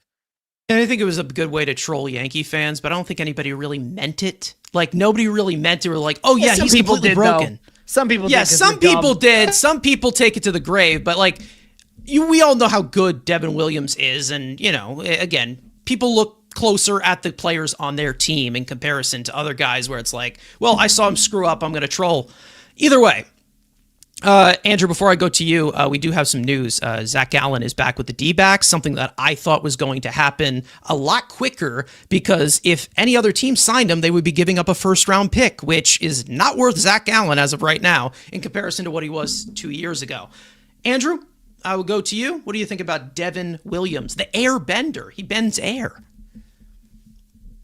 Guess I'll do the trifecta and I have it as a hit. Again, it can't be a gem because, again, we understand, and like John is right. There's a world where Devin Williams is better than Edwin Diaz. Like there is a world. Like we've seen it previous years. But like my thing is, you can't if you have the best in something, even as finical as relievers are, you let him walk for a couple $1 million. Yes, Devin Williams was here beforehand, understandably, and he can be good. When you had the best in the building, you let the best walk out of your building. Anything you bring in, you can't be the best. So again, he'll be fine. I bet you he'll be a really good closer as a Met. Understand? So again, it's a hit. But again, it's a fine contract. Again, if he's better than Diaz, we'll see. But we all know, again, he went for $2 million. You can't be that bad. Yeah. I think I'm going to do the clean sweep here. I was going to do a complete dud as the biased Edwin Diaz fan that I am. But I'm not 12 years old. So, and I can look at this and evaluate this as a Mets fan and not as a Diaz fan. Devin Williams is one of the best relievers in all of baseball. Like I said, good underlying numbers. You have a new pitching coach here. To be honest, if Hefner stayed, and this is if Hefner stayed and they brought in Devin Williams instead of Edwin Diaz, then I'd be like, okay, maybe this is a meh, to be honest, because I have no faith in Hefner making anybody better, but maybe we'll have a little bit more faith in Justin Willard. You never know. Exactly, as Ibby says in the chat. Edwin Diaz, never heard of him. We move on. One of my favorite Mets on. I'm good. We're moving on. Moving on to better things. Was I upset in the first 48 hours? Sure. But hey, what are you going to do? Jorge Polanco, 2 years, $40 million. Great season last year in Seattle. Will be playing first base regularly as well. So you can take that into account. Andrew, I'll swing it right back to you. Jorge Polanco. Polo, I'll give it a hit. I mean, yeah, again, you don't love him, when you heard the news, he's a first baseman, but again, I'm just banking on the bat. And as Billy said in Moneyball, it's first base. It's not that hard. And we had literally the worst defensive first baseman play, so we literally can't get worse. So you know what? It's an upgrade in that. But he scoops. But he does. Yes, we understand the orange bear. He scoops the ice cream that Max Kranick ate as a kid. That's a double joke, by the way, for Evan and Matt in the chat. If they're still here, I don't know. If they're still here, there you go. Yeah, again, it's a bat. It's a different profile, and again, it's different. People don't like change. Something happened. Again, it's a bat that you needed, and if he duplicates what he's done in Minnesota and the last year in Seattle, you're getting offensive production. Yes, that one outlier year, his first year in Seattle. Go look at any offensive player going to hit in Seattle. They suck. Anyone, Teoscar Hernandez, Eugenio Suarez, Jesse Winker, name anyone who goes to Seattle. You can't hit in that ballpark. It is annoying. The batter's eye. It's a bunch of weather. It's weird. It's Seattle. It's not even a real place. But again, it's a nice ballpark. It's a nice ballpark to watch. It's a beautiful ballpark. It doesn't seem real. It's not. It's a nice place. It doesn't seem like a real city. It's like beautiful. And again, it's a different approach offensively, and that's what you wanted an offensive shakeup. This is part of it. So again, Is it going to replace the Orange Bear? And you're going to hate that first? We all know that first booted scoop, or if he, God forbid, he can't throw to first base to a pitcher, then we're going to have the army of drones going crazy, even though that guy couldn't do it either. So again, it has its risks because defensive side, but again, I don't really care about defense. Hit nukes, and I'm fine with that. Yeah. I don't know. Let's see. John, I'll go to you. Jorge Polanco.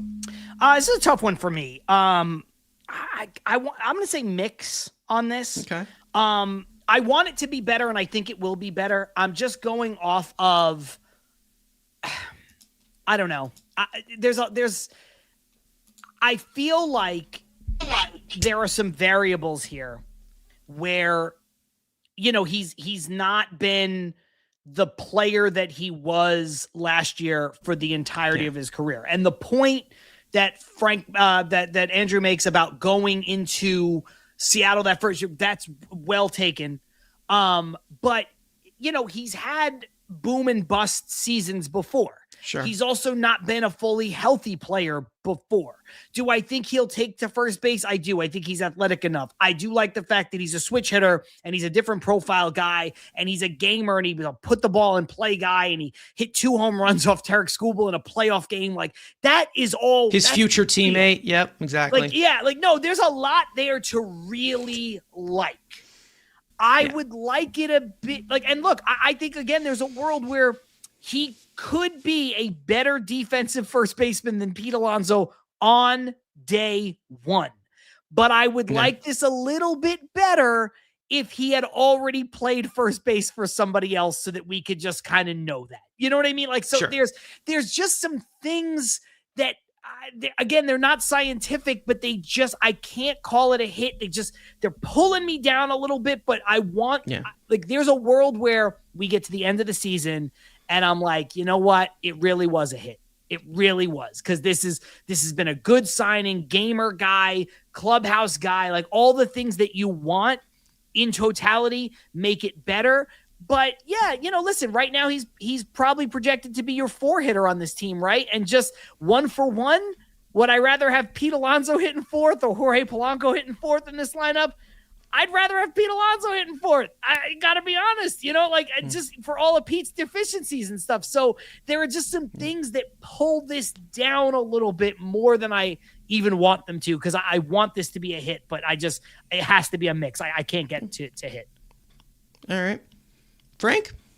Yeah, I'm also a mix. A lot of the same sentiment, but my thing more so is that I understand you can have struggles first year going to any new place, that can happen. We've seen that across the league, sure. But I think 200-point different OPS is pretty drastic. I'm just I don't think he's the guy that had a 651 OPS, but I also don't think he's the guy that is 821 OPS. I feel like he's somewhere in the middle, and I feel like the Mets paid him like he's the guy who had the 821 OPS.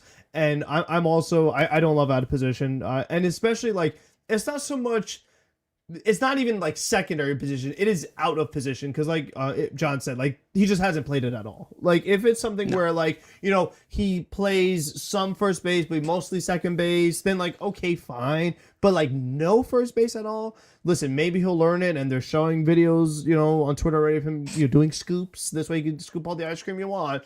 But overall, it's let's see what happens in full game action. The decision making, the diving, for the ball down the line, the flips to the pitcher. I mean, this would be the real test. Can you not injure our pitchers when the ball's hit to you? If he would does be awesome, that, wouldn't it? That's a huge upgrade. But overall, I'm kind of the same thing. Where right now it's a mix, but it's something that could be better when the year's over. Yeah, I mean, again, offensive production. If you want to talk about him just career-wise, and I just have it here on my phone because I have the 2 screens occupied right now. If he were to slash 263, 330, 442, a 112 weighted runs created plus, that is his career slash line.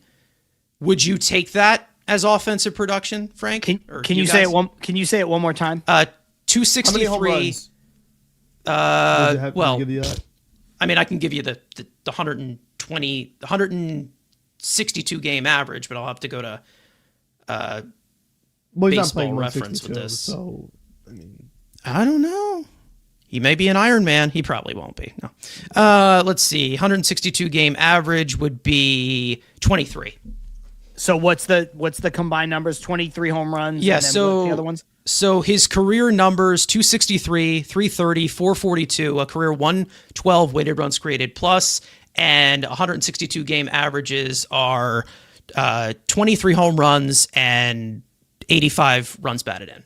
That's a hit for me if he does that. It is. If he does that and plays first base and he's just average, because I think Pete Alonso's a below average first baseman totally, then it would be a hit if he did that. Yeah. It's 20 points down see. OPS plus from last season though. So Sure. and that's Again, and that's about like what Beatty. And I also do think think that has to do with a lot of the strikeout numbers, which he trimmed down last year. So we'll see. Maybe there is a little bit more of an Didn't he emphasis cut his on that. whiff rate in like half? He did. Didn't he go from like definitely 28 to did. 15%? So if he were to regress that to the means, like I said, regress to the means of his career numbers, I'm going to give this a hit because I just think it's a jack of all trades hitter. And again, at first base, I think that, again, it's a first base type of, the type of production, obviously, you would love to get the huge home run production from a guy like Pete Alonso, but you're also getting that elsewhere with guys around the diamond. You can also get plenty of power with that. You'll see what happens. It all really just depends on, what type of hitter, he is in that cleanup spot. Because was he batting cleanup in Seattle? Andrew, you'd know this better than me. He was batting cleanup in Seattle, so who knows? I don't know. And we all know that he was the best high leverage hitter in all of baseball last year, right? It was like a 230 something weighted runs created plus, which is insane. And you know that a cleanup hitter gets a lot of high leverage plate appearances. So he's definitely in that moment a lot, but you never know. You got to do it on the big stage in New York, right? In New York, there's big pressure here. And he's not exactly. Yeah, he's also a switch hitter. Yeah, I think it's jack of all trades. If he was seen as a DH, I think it would be seen as probably an expensive one. But he also can give you positional versatility if you have an injury to Bo Bichette, I who's wouldn't been hate him injured before. as a DH. As a DH, I say a hit. Wouldn't hate it either. And like I said, I already think wouldn't. I think that, let's say if this was, obviously they'd have to make a move with Vientos or whatever and make a decision there. But let's say if this was Polanco being the DH, and they also signed Ryan O'Hearn, then I would be like, this is a gem. Automatic gem already. That'd be a gem. That would be a gem for me, too. Exactly. Anyways, speaking of gems of personalities, you like that segue? Luke Weaver, who, again, is, I've seen a lot of his interviews. This is a precious man, okay? I'm protecting him with all my might because he's awesome. However, as a move, as a player on the field, 2 years, $22 million. Andrew, I'll swing this to you. What do you think about this one? Luke Weaver, Weave Dog, Daydream Weaver, whatever we're talking about, whatever we're calling him. I see people giving nicknames to Polanco. It'd be saying Platypus Polanco because I think we're giving him animal names. Polo. Yeah, we're not. Yeah. No. Polo. Polo horse. Polo. Polo horse. If you're, if you played polo before, because we all know polo, very popular sport. Not really. Andrew? Oh, God. Yeah. I'm out stupidity in you today, right? Yeah, that's a hard decision, and about stupid me. That's a fucking bar. Hit. I mean, especially for what else the market around there. Brad Keller, same contract. Again, if you wanted the better stuff, you could have went Brad Keller for the same contract. But overall, with the market, he has the New York, pitching in New York. He knows that. Again, was he on top of my wish list? No. But again, it's a solid to be that seventh inning guy. He's replacing Tyler Rogers. If you want to correlate it to last year's team, he's the Tyler Rogers replacement. It's really cheaper than Tyler Rogers, getting $37 million and potentially a 4-year deal. Yeah, I would rather go the Luke Weaver route. So again, it's a hit. Does it have a little bit of good personality? We've seen the personality again, continuing to rebuild this locker room because they all hated each other and they were pulling out bandanas and machetes after the games. So now you bring in a bunch of good culture guys, change the room up. It fits perfectly fine with it. So again, it's a hit. Can he be a solid setup guy? Yeah. And again, in case of an emergency, he's already replaced Devin Williams in the 9th inning one. Why not do it again? Yeah. And, we are definitely going to be relying on probably Weaver for a decent part of the first part of the season. We'll see how he does. AJ Minter is going to be down, obviously. We'll see where Brooks Raley is fit into this bullpen as well. John, I'll go to you on this one. Luke Weaver. A lot of similar sentiment to Andrew on this. I'm going to go hit. Again, it's a good pitcher. It's a pitcher with New York experience. It's a pitcher with closing experience. To me, those are really important things when you're looking for late inning leverage guys. So that checks a lot of boxes.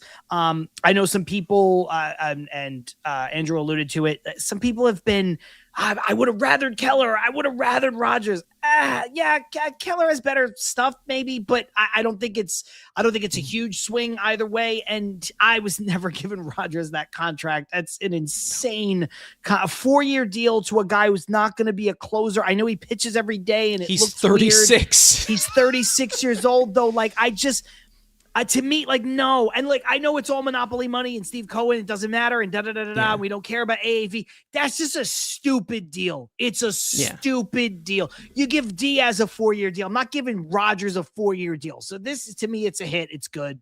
I'm in on it all day. All right. Frank, another Yankee come across town.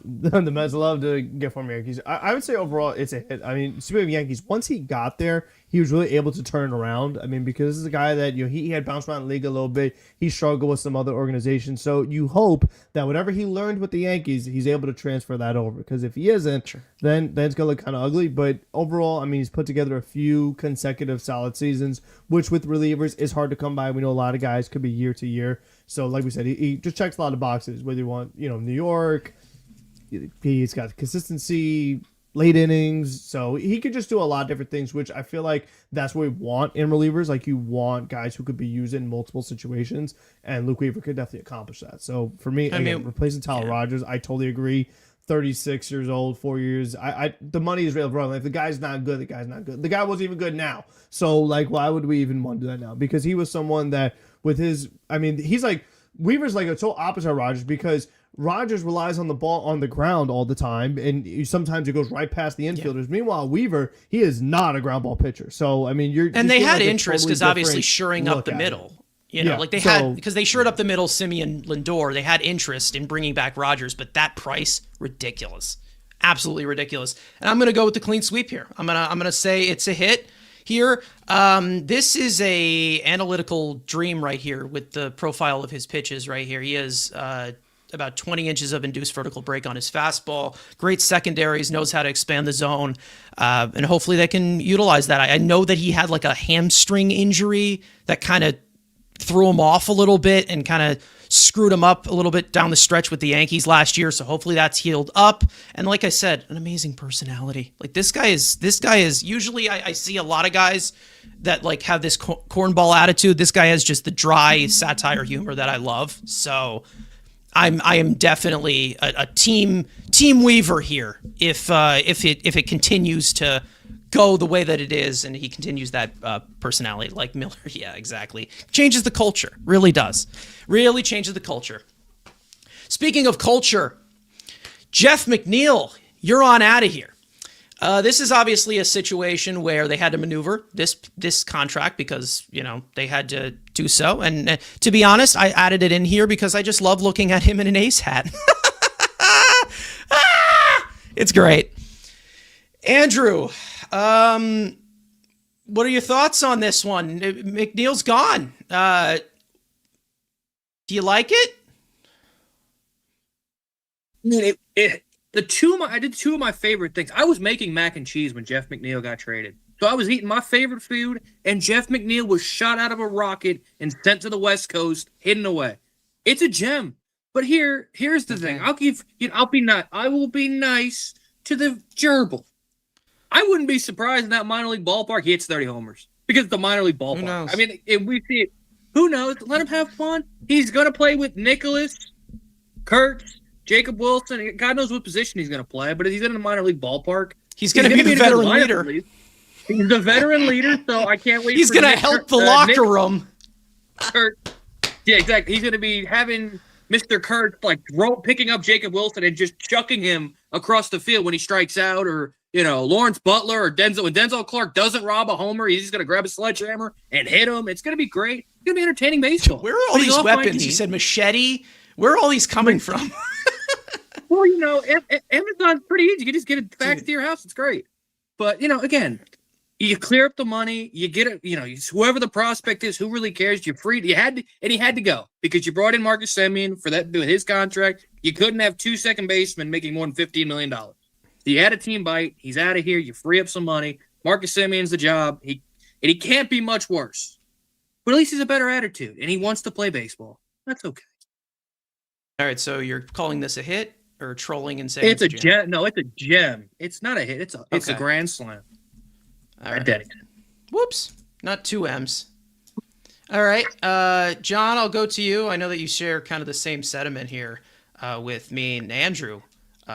Listen, man, keep that. I know you're doing it on screen. Keep that purple ink flowing. It's a gem. I hate Jeff McNeil. He sucks. I'm tired of watching him hit 73-mile-an-hour ground balls to shortstop with 2 runners on and people saying he's a good situational hitter. I'm tired of his piss poor attitude. I would have traded him the day he got into a fight with Francisco Lindor the first time. I just am tired of everything about him. People think that he's a good baseball player because they're 65 years old and older and they don't understand what it is. They're the same people that think Luis Arraez is a good baseball player in the modern MLB. Anybody who tries to lump these people in with players like Tony Gwynn and Rod Carew are insane. He sucks. I don't care what the return is. I don't care how much money they had to pay. I would have paid some of the money myself. I would have flew him out here on my own dime to Sacramento. I will say, I think Andrew's right. Like, he could hit in that ballpark. That's definitely something. He'll probably have a good year and people will go, oh my God, you see what we gave up? He's back. He's not back. He sucks. That place sucks. Good for him. Couldn't have happened to a worse player and a worse team and a worse owner. I hope he doesn't have a career by the time they get to Vegas. I hate Jeff McNeil. God, good riddance. He said it, not me. All right. Well, I'll go to the Jeff McNeil fan last. Frank, this is one of your favorite Mets. Your favorite Met, your guy, obviously. This isn't Francisco. But just to say, okay, I will say there is a little bit of a sentiment here. There's this consolation prize. My dad is a big A's fan, so he's staying in the family. So he still will troll me somehow. Okay, it's just going to stay offline. If we have that, then I mean that's good. But I mean overall, like, we're talking about Jeff McNeil, the 240 hitter. Like, it's hard to really love that. I mean, you really can't do much with it. And I think overall, like we mentioned, Beatty kind of does all of this already, much younger at a much cheaper price. So fit-wise, Semien here, it wasn't going to work out. So I'm going to have to say... I'm just gonna say purple because I like the color purple. I know. I was gonna say I thought Frank. I thought you were gonna say hit just to temper it after my rant. But it really is. All jokes aside, it's a gem deal. You had to get that guy off the team. He didn't fit. All right. Well, I mean, I agree that it had to happen. I definitely do. But there is a reason that was already brought up as to why I'm going to label this a hit. John said that I would have traded him away when he got into a fight with Francisco Lindor. That is when I would have traded him away. And the reason why I'm giving this a hit is because this should have happened years ago. It should have happened years ago. I don't like his attitude.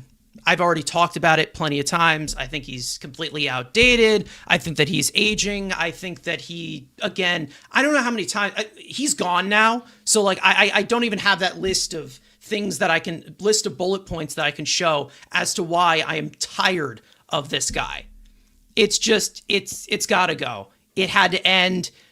It was a tube of toothpaste that they just kept on trying to squeeze out as much as they could until there was nothing left. And to the Mets fans that constantly tell me how Jeff McNeil is so valuable, you had to pay another team to take him, and you got a 17-year-old lottery ticket in exchange for him.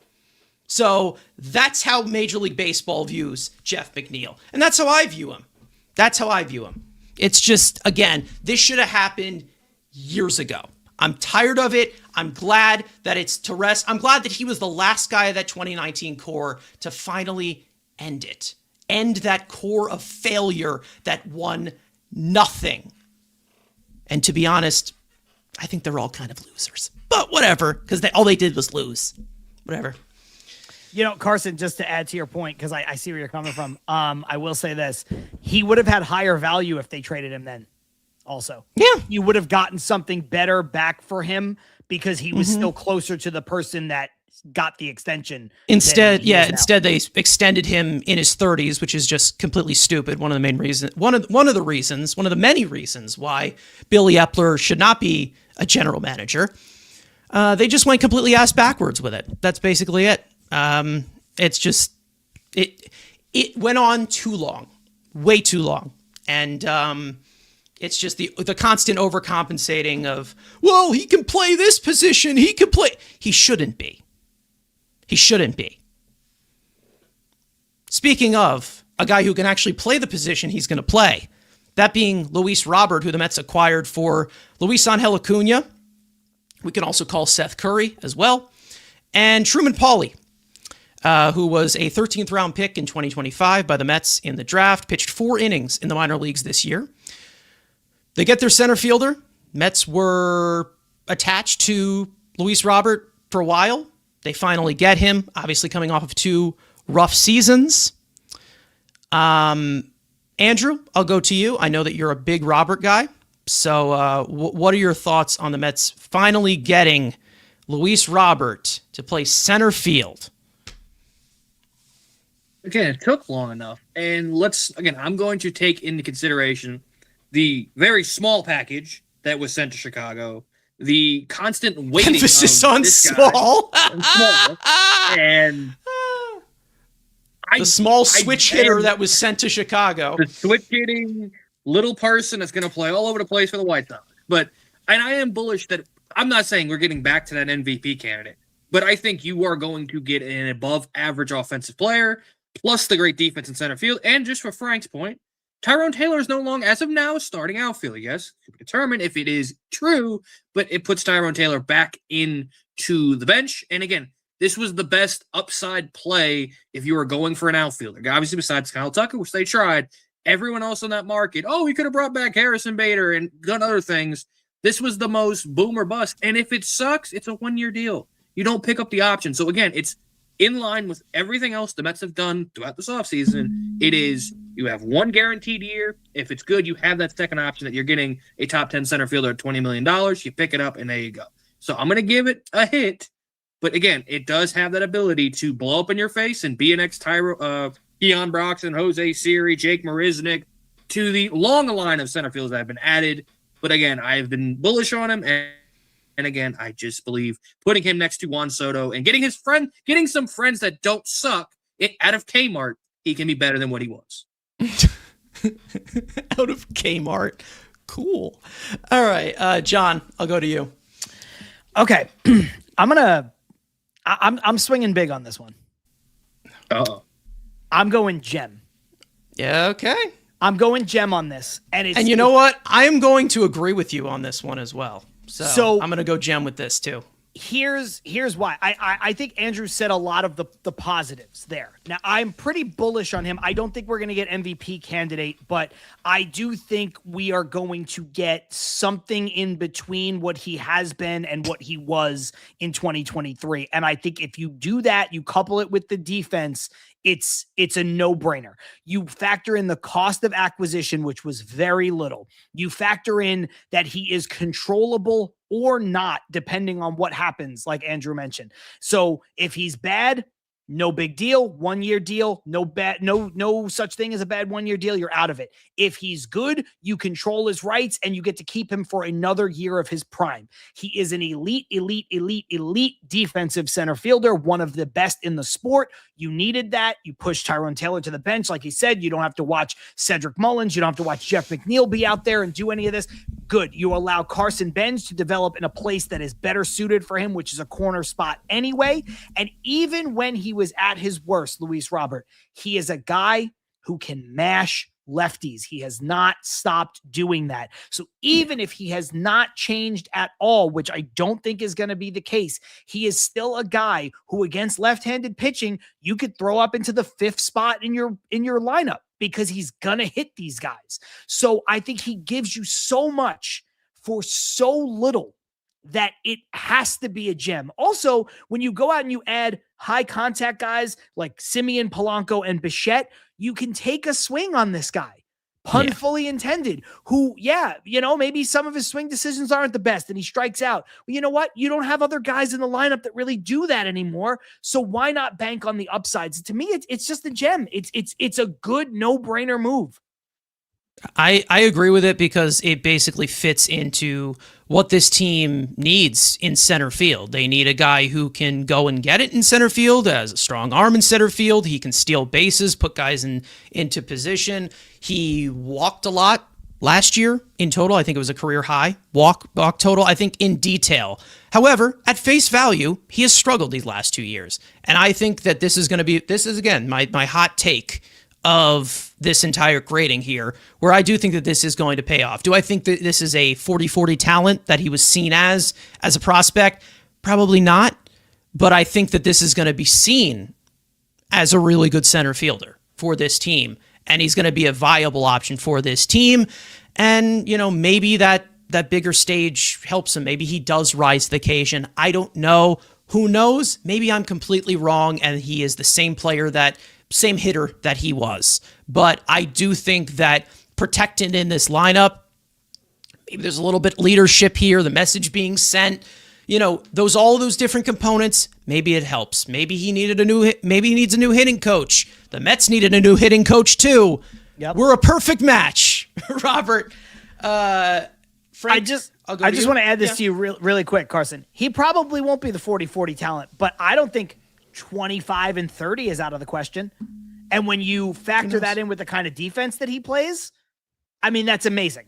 That would be incredible. Yeah, absolutely. And, obviously Jose Siri was going to do 40-40 last year, got injured, and it didn't happen. Frank, I'll go to you. So it's basically making up for that. So you traded a few assets for it, but it's whatever. Frank, I'll go to you on this one. Luis Robert, what do you think? He's such a tricky one. I mean, really, this is the guy, he's like the hardest to figure out. I mean, 2023, you're talking about 38 home runs and then back-to-back seasons of 14. Like, it doesn't make any sense. The only thing he had was like the flexor strain a couple years ago where he missed a couple months, and he hasn't been the same since for whatever reason. Is it the hip? Did he just give up? I mean, that's something we've talked about. Is there work ethic concerns because it's the White Sox? Is the coaching around him just so bad because it's the White Sox? Like, there's so many different factors that you could say as to why he's struggling and why he hasn't been able to live up to what we thought he could be, like the trajectory that he was on at the time. Overall, I'm going to give it a hit because still it's just like, I don't know, man. Like, it's tough when I see back-to-back seasons of literally basically the same batting average. Like, he went 224 and then 223 the year after that. It's like, I don't think you could do that on purpose. You know what I'm saying? Like, if it was just more so that like he's not trying or that the White Sox hitting coach is bad. Like, if you made no adjustments and you made no improvements, like, to me, there's some concerns there. I'm like, well, what am I getting really? If it was just 1 year, I'd say okay, maybe, but I just think overall it's like if the Mets do struggle though, are you going to give up again? And I've said that from Robert even last year. I was like, if things start going bad for the Mets, because they can go bad. I mean, the Mets missed the playoffs this year. The Mets will have their June swoon or anything like that. Is Robert just going to quit? Like he if that's what he was doing, that he just wasn't trying? I mean, because to me, I can't really think of another player who is this young who went from 38 home runs to 14 with no massive injury. Just suddenly like that. But he does have the injury history, which I think is my only concern overall. And it's like, I think, but it's nothing major because the guy is still giving you, over 100 games every season. I mean, it's the typical center fielder injury. It's not like he had like a massive, shoulder. He didn't have a torn ACL. He didn't have a torn Achilles. He didn't have anything like that. He's had like these, things here or there, an oblique, a hip, a hamstring, like whatever. Like he had a bunch of different things. So if we can put a hit. Overall, I mean, like, if somehow he turns into God for 2023, even not that, but closer to it than this, gem. But right now, I have to stick at hit. I can't just guarantee that. I can't say 99% that he's that guy. It stinks because center field is such a tough position to get offense, though. I will say that like when you look at the other options, he has the most upside as far as the center fielders. Like if you were to look at the free agent guys, and a lot of the other like great two-way center field traders are not available for trade. So it's probably like your only route into trying to pull something like that off. Yeah, the closest you probably had was like Jarren Duran, who is also he's a guy you can plug in for 30-30, but and not as good of a center fielder because they're Red Sox. Yeah, he's not as good of a center fielder in comparison to Luis Robert, who can play center field as a a premium center field, like incredible center field that she has throughout his entire career, even with him having his offensive struggles. But either way, Luis Garcia, we can go pretty quick on this one because the 1 year, $1.75 million. Who knows if he even stays with the team that long? I'll start it off here. This is meh, to be honest. Like, yeah, he throws hard, but I also think there's a lot of emptiness here. But you never know. Maybe they tool him into something here. We'll go right down the line. Frank, I'll go right back to you. Relief. Yes. Yeah. For me, I'll just put like mix because 1.75 million. It's not like it's gonna crush you. It's like, oh my gosh, this prevented us from getting so and so. It's like at the end of the day, you need arms. Like that's just how it works with pitching. You just need to find arms. He's old. I will tell you that the age is definitely concerning. But overall, with how many guys the Mets have who had like season-ending injuries, like they just need more arms in this organization. So, for 1.75 million, you'll take it. Yeah. All right. Andrew? Luis Garcia? Meh. Again, another arm needed some velocity. He's not named Michael Kopech. I would have gone Kopech, but again, it's $1.5 million. Now, he's as of now guaranteed, but again, not a full guarantee to be on the roster if he gets outpitched in spring training. Again, you can't go wrong with another one of these flyer dudes. This is a good point right here by Ricardo saying more intrigued by Kimbrel than him. It could be possible. You never know. John, I'll go to you. That is really good from Ricardo. I really like that a lot. I'll kind of continue the one on one off. I'll go mix on this. No such thing as a bad 1 year deal. Like I said before, guy throws hard. So there's some stuff there. He's a guy who had an up and down season last year, DFA'd at a point. So who knows what you're going to get. I think my favorite part about this deal is that he somehow gives you a little certainty in the bullpen while also giving you flexibility in the bullpen. And what I mean by that is you have Williams and Weaver and Raley and Minter when he comes back that are all locks. They're going to be there. And then you have these kind of nebulous spots in the bullpen of what you're going to do and how you're going to fill them out, what young guy, which non-roster invitee. Garcia's kind of in the middle because you gave him the guaranteed major league deal, but it's for such a small amount of money that you could cut him tomorrow and no one would care. So I like that he gives you some certainty, but some flexibility too. And it's mix. It's kind of meh, but I think it's mix. It's a little bit of both. I would compare it to like the $2 million that they gave to, it's even less than that. They gave to like Jake Diekman, who they DFA'd when he sucked. Like they could cut this loose if he's not doing well. And this is a good point here from Scotty Skills. We had it starred throughout the show here saying, I think the bullpen is going to have great additions from the minors, which is very possible. We know that Nate Lavender is back with the team after Tommy John surgery. He was with the Rays. He was returned as a Rule 5 pick. Dylan Ross, Ryan Lambert, two prospects who have, zoomed up the system.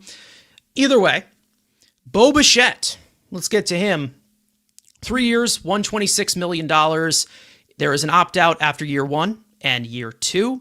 It is a high AV deal, short-term, which he took instead of going to the Phillies for 7 years, $200 million. Which was very interesting, but he is young, so maybe he would want to test the market again. You never know. But as for right now, we have it as him playing third base for this team. Andrew, I'll go to you. This is your guy, Bo Bichette. Yeah, not a guy. When you told me at the beginning of the offseason, I wouldn't have thought he'd be a Met in a million years. He's a Met, which is cool because you need to replace the offensive value of the Cheeto Bear. And again, it's a different way. Again, he's playing a new position. We'll see how the transition goes over to third base. But you needed another true stick in this lineup, and that is Bo Bichette. He's going to give you the production. I've already put a $10 bet that he's going to lead the National League in RBIs. With having guys like Lindor and Soto in front of him, he's going to be constantly having one or two guys on base.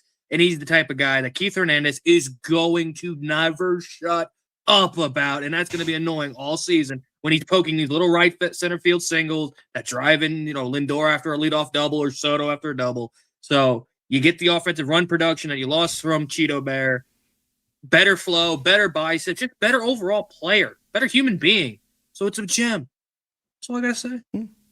Yeah, I mean, maybe Bo signing with us fast-tracked the contract talks for Keith Hernandez. You never know. You never know what's going on behind the scenes. So what did you call this? A gem? Gem, yeah. Okay. All right. Frank, I'll go to you. Yeah, I mean, with Bo, it's nice to get a guy who just gives you like 130 OPS plus year after year, 28 years old. I love that because at first when we brought in Semien, we brought in Polanco, I was like, oh my gosh, we're getting a lot of senior citizens here. But when you got someone like Bo, that was nice. The third base aspect Hot calling the kettle black, old man. I just think the third base aspect is where I'm still just like, I don't know. I hope it works, but it's one like with the criteria of gem, I can't say 99% at third. I wonder how they're going to figure this out with him.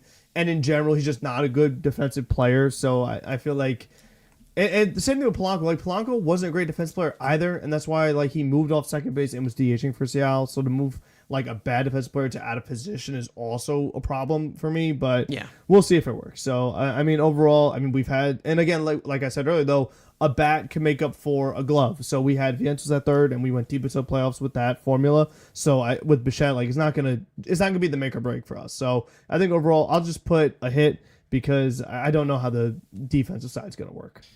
Yeah, I'm gonna actually piggyback off that just to save a little time. It's literally just that arm at third base, and also I still have that little like the health. It's just a concern. And listen, it's just because of how banged up he does get. He has a lot of soft tissue injuries. He does, and that's the main reason as to why I call this a hit, because this would be a mix if it was like a 7-year deal that Philly would have given to him, because I would have had a nightmare. I really would have, because that's what I expected him to get, and I was like, oh my God, we got him on a 3-year deal. That's awesome. And yes, he has some deficiencies, but we'll see how this works out. And maybe there is a point where, a guy isn't playing well or whatever. Semien is DHing because he's a little bit older, and Bo Bichette moves over to second base. Like, who knows what happens there? You have Beatty, who can play third base and pretty much can do everything. I mean, he could stop a speeding bullet. He's amazing. So, John, I'll go to you. Bo Bichette. So look, Bo hits. It's what he does. I think he'll come here. He'll hit. He's going to do what he's getting paid to do, which is drive in runs, hit for a high average, all of that stuff. That part of it is great. I actually mentioned him to Ibby on our show as a possibility early on because I don't believe in Brett Beatty. And I was like, hey, you want to go out there and get Bo Bichette? You want to go out there and get Alex Bregman? I got no issues with that because I thought the Mets needed a upgrade somewhere on the infield. I'm not going to say that I called it. I'm just saying my lack of faith in Beatty kind of led me to this road early on. Unlike you guys, I'm okay with, I think he'll be mostly healthy. I think he'll be fine. And I think he's going to play an average third base. I do. But I'm still going to call it a hit because I cannot call you can opt out after 1 year a gem. Now, it's not to say that I wanted him for a 7-year deal, but if this was an opt-out after 2, if this was a straight 3-year deal because he's young enough and he's like, screw it, I'll hit free agency again at 30. I'll show everybody I'm an excellent third baseman and I can get a $250 million deal then. Who cares, Then I would call this a gem. I would like a little bit more security with him. If he has the year that I think he's going to have, why wouldn't he opt out? And then you're kind of in this mix of like, do you say thank you or do you say, hey, you know what? maybe we can give you a little bit of, a longer term commitment here. But then to your point, I don't want it for 7 years. But if you look down the line of who could they tie to Soto for, prime meets prime, there's not a lot of free agents that are coming up. The perfect guy would have been Vladimir Guerrero Jr. It didn't happen. Perfect guy, perfect age, perfect profile. Bo Bichette's close, but there are some things that make you go, man, I'm not giving you 7 years. So I would have liked this to be a little bit of a different kind of deal. I think it was a smart deal for the Mets to make how they made it when they made it, but I would have liked at least 2 years guaranteed of Bichette. So, but I think on paper, it's a good move, and I think he's going to be really good here. I mean, I would say it's a good fit offensively. Like the lineup got better. I mean, he was the final hitter that they added, and I think that the lineup improved overall as a team in comparison to that in overall balance and overall depth. I think, again, when it came to Bo Bichette, this is a very balanced hitter, a very professional hitter. We know that he has done it a lot on the big stage as well. He's a great postseason hitter. And he's the type of hitter that I usually would not preach of, a guy who goes to the opposite field. He's a slap hitter. However, there also is a good fit. Remember JD Martinez, the right center field gap that he preached in comparison to what was going on in San Francisco as to why he signed here. So I see this as a fit. And again, as long as you don't have 400 of these guys who are taking middle fastballs to the opposite field, that's fine. Not to mention the prolificness of this guy's bat, where you could pencil him in for possibly, if you're a betting man, 2.5 hits a game over. You can take the over a lot on that. Like, he can produce a lot. And who's batting in front of him? Who's going to be batting in front of him? Guys who get on base a lot. Lindor, we'll see what happens with the injury, obviously, but we know that they like to pitch around Juan Soto. To pitch to Bichette can do a lot of damage. Breaking balls, fastballs, and off-speed pitches, batted .300 against all of them last year. And for his entire career, over .265. So, and he wants to hit. That's the thing. Yeah. How many times did True. we see Alonso or Nimmo in spots, not to pick on them, but whatever, taking strikes right down the middle in high-pressure situations to start an at-bat? You're not it's those little details. A strike by Bo Bichette. And to your point, it doesn't even have to be first pitch fastball. You're going to throw a get-me-over breaking ball to Bo Bichette with 2 runners on? Good luck.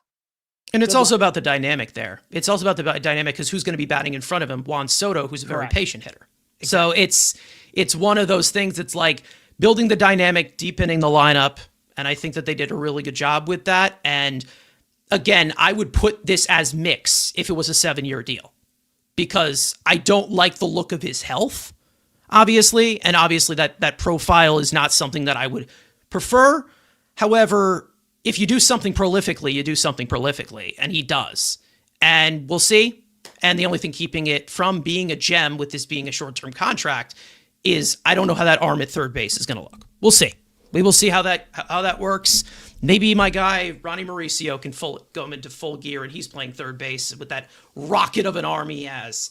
The final icing on the cake, the cherry on top, the final move that was made. I see Frank smiling because he wanted this one to happen. Freddie Peralta is a New York Met, and he also had a friend come with him as well, Tobias Myers, who is a swingman. And he can be in the bullpen. He's had a really good career, shortened career as a reliever. They gave up Jet Williams and Brandon Sproat, 2 guys that were not drafted by David Stearns. Matt's saying it in the chat here that it's a gem, even with a diamond emoji as well. He went the extra mile. Frank?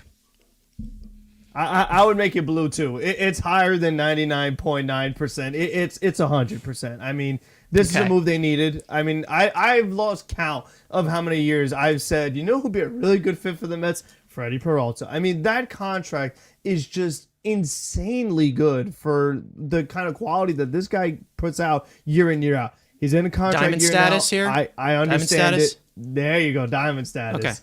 I mean, Okay. he's Galaxy Hope. I mean, whatever you want to give him, I mean, let's do it. But I just think What do they do now? oh, Dark matter? he's Dark I can't Matter. even- He's whatever they. I can't even invincible. catch up. I don't even play those games anymore. Go all that guy. Get it all, man. No, I love Peralta because, I mean, for the millionth time, 30 starts a year. Always, I mean, puts together great numbers. I mean, the Mets just didn't have that. Like, when's the last time Mets had this? The guy's out there every 5 days, and he doesn't, like, fall apart at the end of the season because, I'm tired now, I'm not good anymore. Like, this guy, he gives you 30 starts, and he's good the whole season. I mean, he was an all-star this past year. The age is good. He finished top 5 Cy Young. I mean, he's just one of the premier pitcher league. He led the league in wins. We know we love wins in the old school fashion. And, like, he'll go deeper into games. He's not a guy like, I'll give you 30 starts, but almost only going 5 innings. Like, no, Freddie Peralta's going to go deeper into the game. Like, he just does everything that this team needs. And for me, I would have already signed the extension. I mean, that's just me. Because it's like, if you're giving up, and even though we weren't high on Jet Williams, but still, if you're giving up like 2 top 5 prospects for Brandon Sproat, you're not doing it for a rental. Like, you have to extend the guy. So that's like the second part of the deal to put it over the top. And then like Tobias Myers, like, that's awesome. I mean, here's a guy who's like 26, 27. By the way, he's per a lot solid. of advanced stat heads, one of the best at tunneling pitches He's like, got the tunnel in all of baseball. Great. So, I mean, and then you have Tobias Myers, who's like solid at a young age, which the Mets definitely needed. Like I said, you needed more arms. Here's a guy who's versatile. You want bullpen, maybe some starts for you. You need versatile pitchers. So that's great. And then even Peralta, like, I didn't even realize this is such a great guy too. Like, you want to talk about we need to fix the vibes, we need to fix the clubhouse. He's awesome at that. Like, he does literally everything. Like, he's perfect. I mean, he is actually perfect. I love him. So Coming just off give a him an career year extension, too. and we're great. Coming off a career year too, he is one of 2 pitchers with 3 consecutive years of 200 strikeouts. I mean, how can you not love that? And also, you know, we've seen him have times where he's gone 5 innings, but he also does go deep into games. He's made 162 starts throughout his entire career. We know that quality starts, it's, 3 or fewer earned runs in 6 innings. He has gone at least 6 innings 66 times in his career. That is 40% of his starts. So, like, I mean, he definitely does go deep into games, and I just want to see guys pitch into the 6th inning, to be honest, which we didn't see that much. John?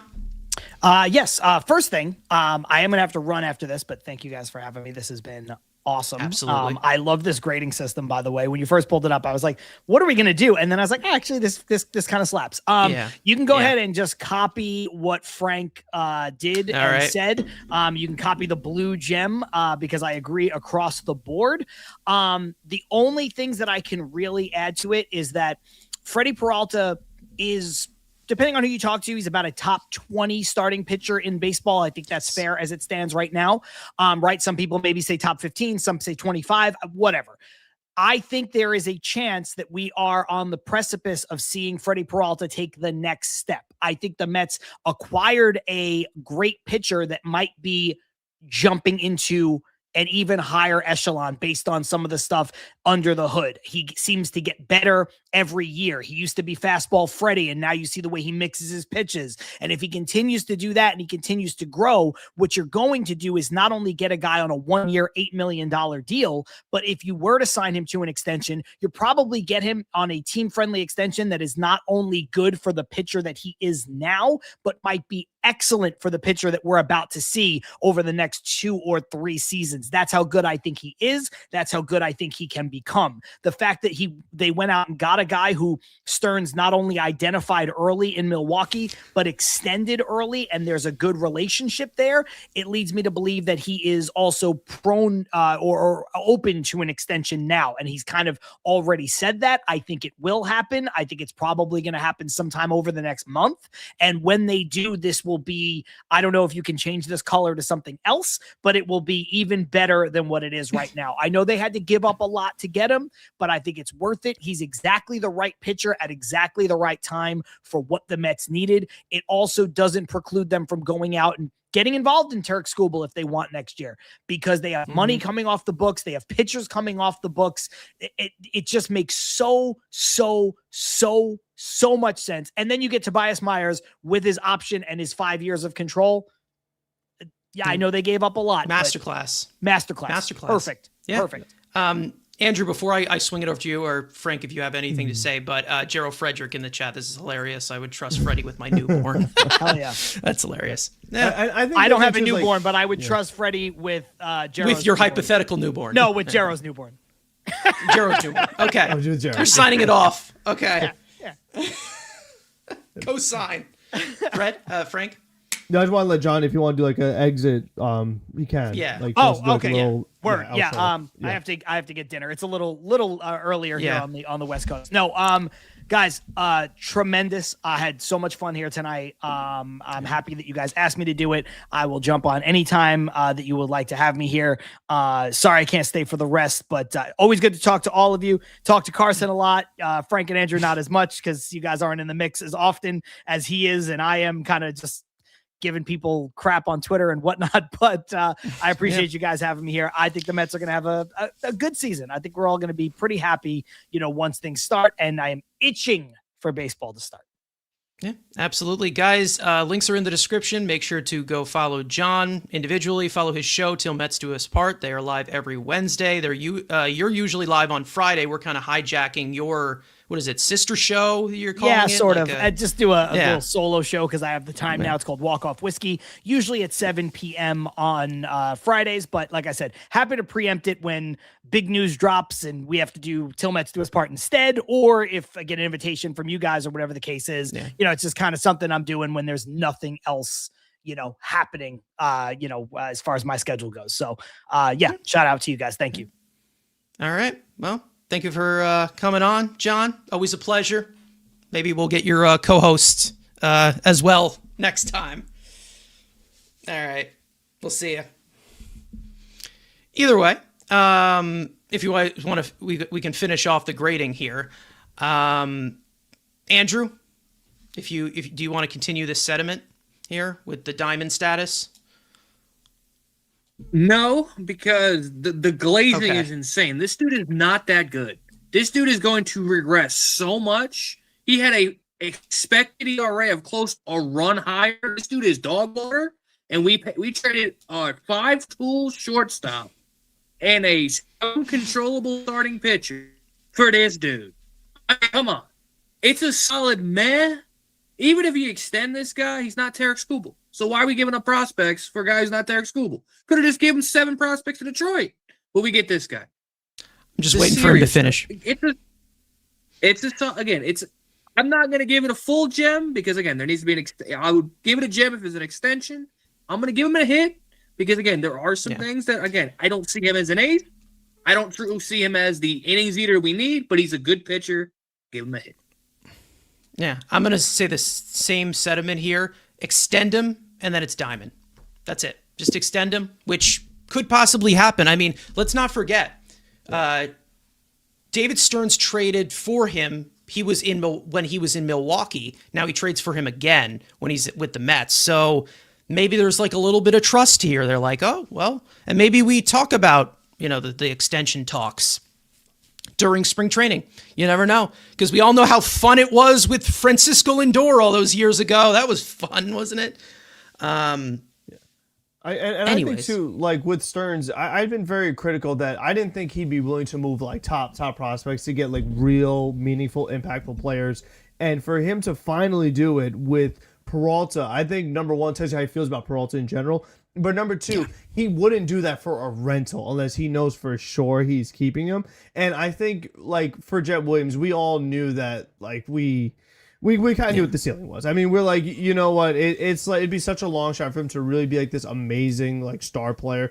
And then for Sproat, it's like there's things I liked about him, obviously, but the hope with Sproat is that he could become as good as Peralta. And if he does, you tip your hat. But I just think like it's about time you take the safe bet. And I think that's kind of what the Mets have been missing is that like, you know what, for McLean, you know what, maybe McLean is better than Peralta next season, like ERA wise, because the stuff is just so great. Maybe, but I think with Peralta, he's still going to be that guy for you that's going deep into the game. He's giving you, the make every start.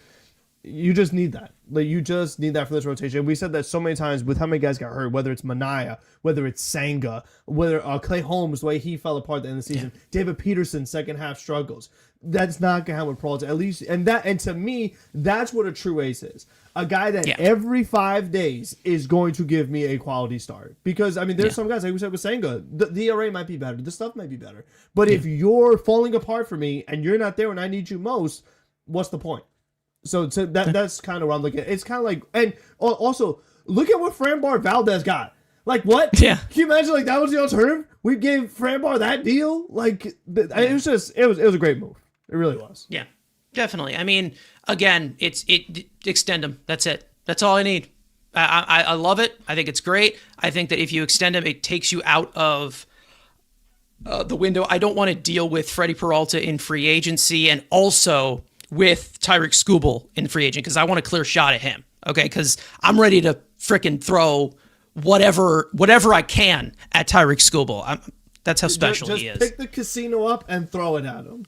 Throw the casino at him. Like, literally just throw the entire casino at him. Either way, that was a great grading session to recap the entirety of the offseason of those 9 major moves that they made for the Major League roster. Again, thanks to John for joining us. We have a little bit, I think we could probably stretch to the 3-hour mark if you guys want to. We don't have that much left, obviously, but there's one thing that we do have left, and that being a segment that we're bringing back from our pre-recorded days of this show, and that being the rapid fire stories. Now, obviously, we don't have those graphics on the show, on the screen anymore, so I figured I would put it into a pre-recorded video, which is about 2 minutes. So here are your rapid-fire stories for this week going into Valentine's Day. A total of 9 Mets minor leaguers and prospects have been invited to big league camp. The 9 players include outfielder Carson Bench, first baseman outfielder Ryan Clifford, infielder Jacob Reimer, outfielder AJ Ewing, catcher Chris Suaro, catcher Kevin Parada, right-handed pitcher Jack Wenninger, right-handed pitcher Ryan Lambert, and left-handed pitcher Nate Lavender. Mets right-handed pitcher Tobias Myers confirms that team officials expect him to be stretched out as a starting pitcher for the first part of spring training. The 27-year-old swingman has made 31 total starts out of his career 49 appearances at the major league level. Myers was acquired by the Mets from Milwaukee along with star pitcher Freddie Peralta less than 3 weeks ago. The Mets have acquired left-handed pitcher Brian Hudson from the Chicago White Sox for cash considerations. Hudson posted a 4.80 earned run average across just 15 innings pitched in 2025 following a dominant breakout season in 2024 with Milwaukee. As the corresponding move, the Mets have transferred right-handed pitcher Reed Garrett to the 60-day injured list, who is expected to miss a vast majority of 2026 recovering from Tommy John surgery. Mets pitching prospect Daviel Jurado will pitch for Team Cuba in the 2026 World Baseball Classic. The 21-year-old posted a 2.74 earned run average across 65 and 2/3 innings, split between the Mets Florida Complex League and Low A Port St. Lucie. Former Mets infielder Ruben Tejada will be joining the Phillies organization as a position coach at the Florida Complex League level this season. Tejada spent 6 seasons in Queens and was a member of the National League Championship Mets team in 2015. Former Mets outfielder Jose Siri has signed a minor league contract with the Los Angeles Angels. Siri was acquired by the Mets last offseason from Tampa Bay for right-handed pitcher Eric Orsi. The 30-year-old was sidelined for a majority of the 2025 season due to a leg injury, leading to him being designated for assignment shortly after his return to the big league club. Former Mets outfielder Terrence Gore has tragically passed away at the age of 34. Gore was a multi-time World Series champion with the Kansas City Royals in 2015 and the Los Angeles Dodgers in 2020 as a game-breaking base runner known for his elite speed. His short stint with the Mets was in 2022 as a late-season addition to their postseason roster. All right, so there are your rapid-fire stories. We are going to get into some closing yap session of like some other stuff. This is going to be our final thing. I think this is going to be Andrew's favorite segment. Some comments that we had in here that we'll get into. Obviously, yes, rest in peace to Terrence Gore. That was, I mean, that just came out of nowhere. That was crazy. I mean, we can if we want to talk a little bit about that, because we know that he was seen as kind of a folk hero around baseball. Obviously not an elite player by any means, but he definitely played a key role in some World Series teams. Obviously, 34 years old. I mean, life is precious. I mean, it's crazy. Apparently it was a routine procedure and something went wrong. That's crazy. Nuts. Frank, if you want to. Yeah, no, it's tragic. I mean, you take it for granted, and you just never know. I mean, it happens a lot of different ways. I mean, very rare. I mean, your procedure, but it can. And you know what? It just prayers to his family, because it's just you just don't expect it. You just never know. You really just don't. So, like you said, great base stealer. I mean, no doubt about it. So, rest in peace. And with this Mets was very short, like, what I mean, as far as how long he was here. I'm pretty sure we argued about. I'm pretty sure me and Andrew argued in favor of Gore being on the team for the postseason roster as a pinch runner. And Carson, who are you? I forget who you were like debating. On the roster. I think it was because I was like, maybe it was like.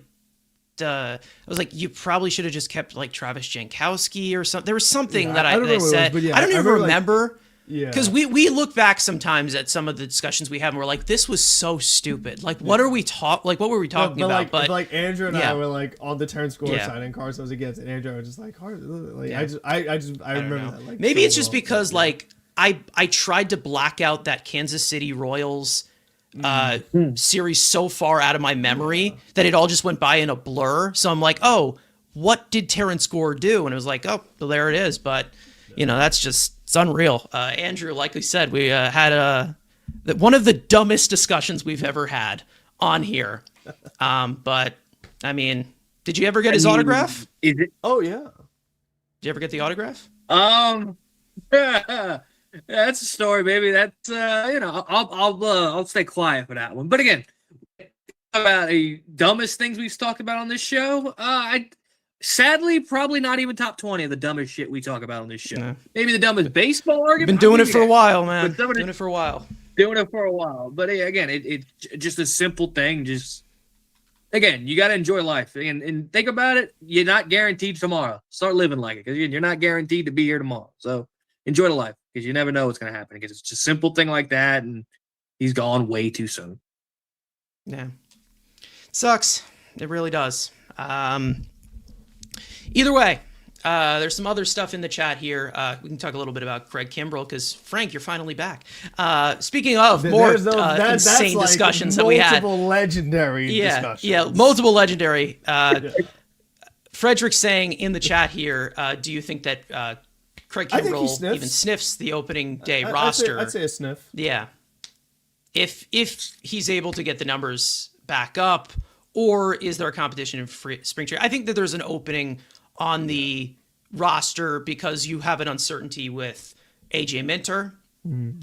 You have, I think, Huascar Brazaban has a minor league option left. Still? Yeah. How many options this guy have? I don't know. Still got another option.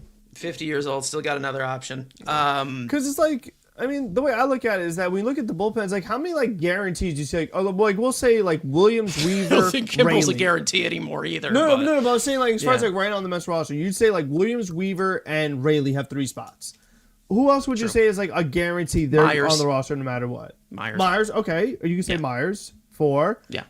Then Luis Garcia, maybe he gets first crack, but who knows? Maybe he's not that great in spring training. Is he older than Kimbrell? Because, like, God, Kimbrell's up there.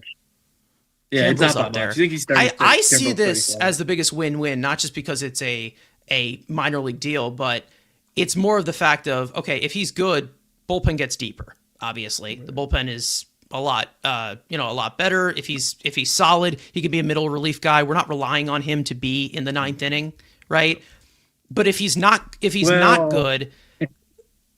Yeah, you never know. Who knows? But if he's not good, we also get to witness a guy who has tortured the Mets get completely lit up in games that don't count, right? I mean, so in a very limited sample size, he was good this year. I mean, very limited sample size. He had some decent stretches, yeah. But also, like, Stearns this is the one thing he nails is like the minor league deals with pitchers. Like last year, he hit on all of them basically. Justin right? Hagenman, all of them. Brandon like, Waddell. So, like this, it doesn't feel like a traditional Stearns move to where like he must see something that like they could tinker with or something that maybe he found. I mean, he did end the year in Houston. You know that they could have found something. He's throwing and he's adding a pitch. He's adding the changeup. That was the thing Martino was yapping about. That now he's adding the changeup to his fastball curveball. So at least now, again, he has to. Of course, Martino, this guy who's been in the league the whole goddamn time and who's been damaged goods recently. Oh, this guy. He's got the changeup. There's something here. Yeah. Because he has to start. You know, he still grades out okay above average. Like it's a 102 stuff plus on the, again, this is a Jeremy Marinaccio scale, obviously. Still good enough location. The pitch abilities obviously come back down. He's walked a lot of batters recently. Yeah. But we'll see. I mean, he still does have the swing and miss stuff. He's just got to locate and apply it. That's pretty much it. And it's a minor league deal if he doesn't do it. It's whatever. I think that if he doesn't make the roster, or if he's told that he's not going to be made the roster, he's just going to opt out of his contract and go somewhere else, which is the main reason as to why I'm not putting so much stock into it yet. But if he does pitch well, more the merrier, Hall of Fame. I guess. And he's a future Hall of Famer as well. We finally got him, Frank. I mean, 3 years later than you wanted him, but hey, almost a decade later. Listen, Kimbrel has a history of driving me up a wall. So that makes him whatever. my favorite. Like, yeah, someone's got Phil McNeil shoes. That makes me my favorite, but we don't have much committed to him, so it's whatever. Yeah, he's quite a he comes into these moments where it's inconvenient. That's one of those things. I think so. But listen, he's had good years. He's had bad years, similar to what we saw with David Robertson. I mean, David Robertson's had consistent years, and he's also had some rough ones as well. I mean, we'll see. Kimbrel's worth the gamble. I think so. On a minor league deal, absolutely. Why not? Nothing bad about a minor league deal, right? Nothing bad. One more thing that was here from Michael earlier on. I don't know if Michael's still in here, but talking about Senga's velocity. Senga, actually, I have two more things. But Senga's velocity, they said he was up to 92. And listen, this is spring training we're talking about. But however, Senga, you've gotten extra time here, dude. A lot of extra time. You got a minor league rehab assignment at the end of the year. You had a great offseason, according to David Stearns. I'm just saying, like, if you see a Senga that doesn't look as sharp after like the third start that he has, and again, I know that we're kind of sitting here probably overreacting at this moment. Maybe he's not going full force. However, Senga, the clock is ticking, buddy. It's ticking. Like, I would have agreed to moving him this offseason. I talked about it before because I do have this fear that, at any point I'm going to hear he has this soreness. He has this. He's put back this last week. Andrew, I mean, I don't want to put you on a complete rant because we don't have so much time here, even though we're already in the overtime here. But it's just like he was at 92. Obviously, they said he had a good offseason or whatever. He already said in an interview saying, my goal is to stay healthy, not get injured. So at least he's self-aware, but easier said than done, especially with Senga, who's struggled with that in the last 2 years. Andrew? Yeah. We know. Again, I'm not going on a 15-minute rant because I don't have it in me to waste time on this guy. Again, I'm gonna give him a nice firm handshake, and maybe he's got enough. Maybe once I shake his hand, maybe I'll just realize that he is just as brittle as he is. 92 on day one. I'm not gonna lose my. I'm not break his arm. That's fine. 15 million down the drain. Who gives a shit? No, again, I'm not. That again, report just from like Rhino breaks Senga's arm on the 60-day IL. Like written by Andy Martino. It would fit the Dino. injury history of like most like. Yeah. Would you crazy be shocked? things. He ran into a rhino. Oh, that's tango for you. Again, I'm not gonna lose my. It's his first bullpen, 92. Again, I'm tired of it. I would have cut bait, and the fact that we heard that report, like, oh, don't trade me. All right, we didn't trade you. So again, I'm not gonna lose my stuff. We'll see how he fares in real games, spring training. Again, I've moved on. I wish they would move on, but he's here, and we got to support him, and hopefully the sport doesn't disappear like he does. Kumbaya. His first spring outing is going to be 5 pitches, just 5. And then we're going to go to 6 the next, 7, maybe 9 in the 4th one. Frank, what do you think about that? 9 pitches in his 4th spring start. I mean, that's a big workload. Yeah. If you guys can't tell, we're a little we're a little pessimistic on this one. Let's just say that. And Daniel Caps here saying less than 100 subs away from 3K. I didn't even realize that. We are. Make sure to subscribe. If you guys are here watching on the TilMetsDoUsPart channel, again, thank you to John for joining us. Make sure to head over Mets Weekly, subscribe to us.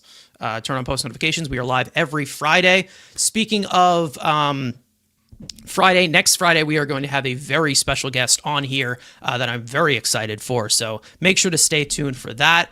But either way, there's just one more thing, and then we'll get out of here. There was a slight backside comment from our former pitching coach, Jeremy Hefner, that a lot of people were talking about and getting very, very angry about. Listen,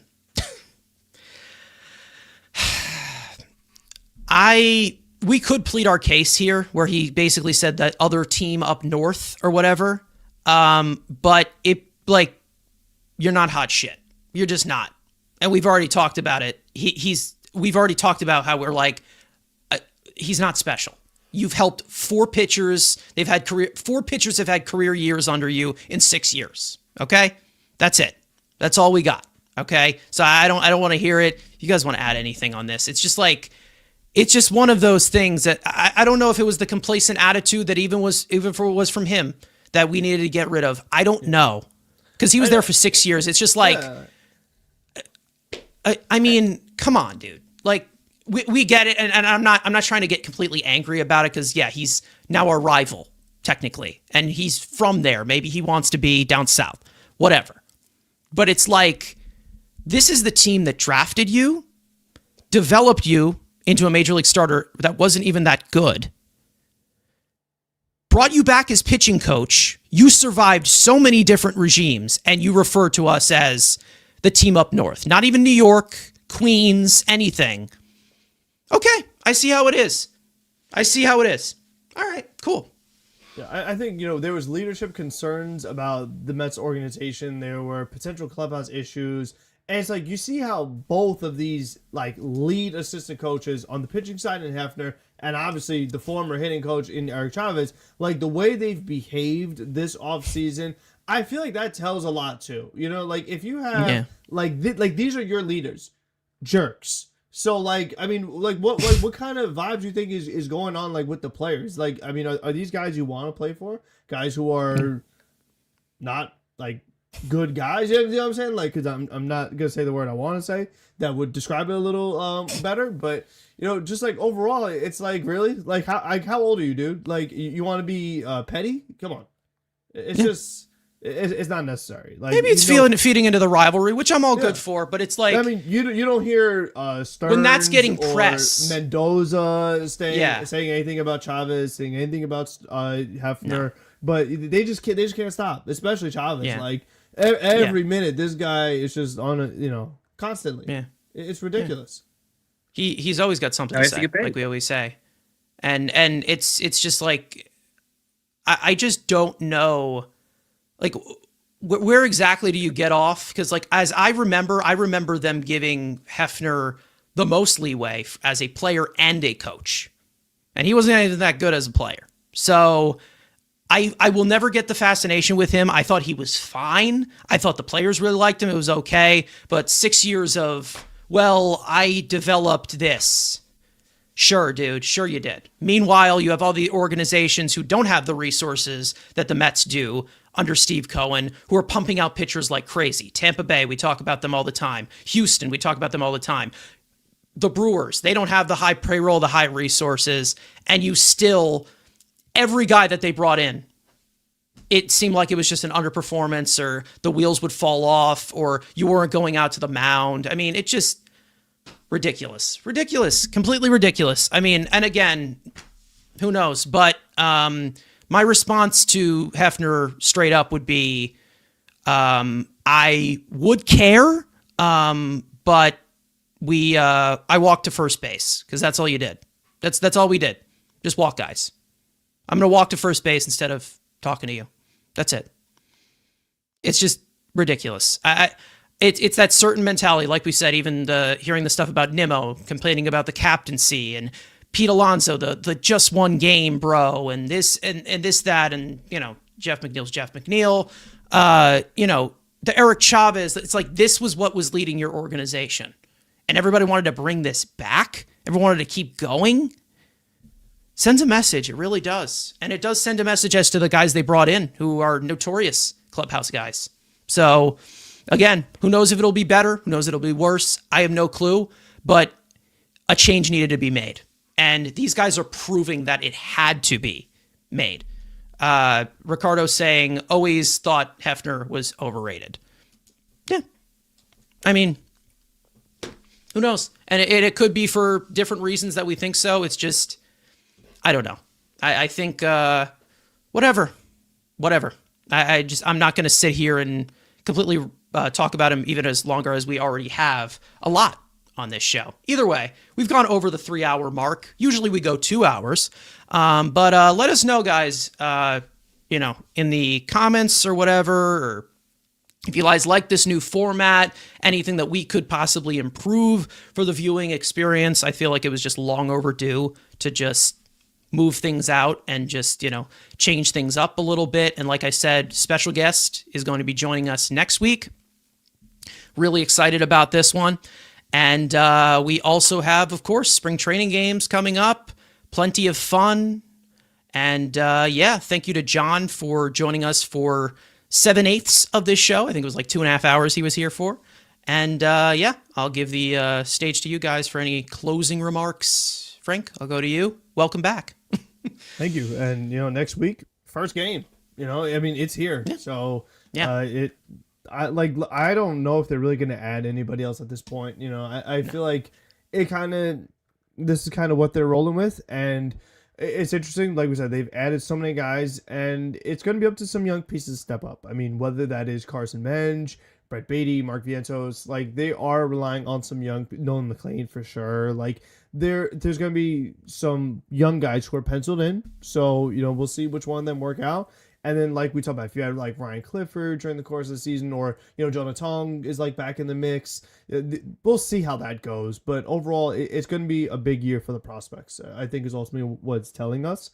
They've totally changed the core, so it's going to be the first. I call this like the first true like Stearns year. Like this is Stearns' team. I mean, outside of like Lindor, these are basically the guys that he has chosen to roll with. So.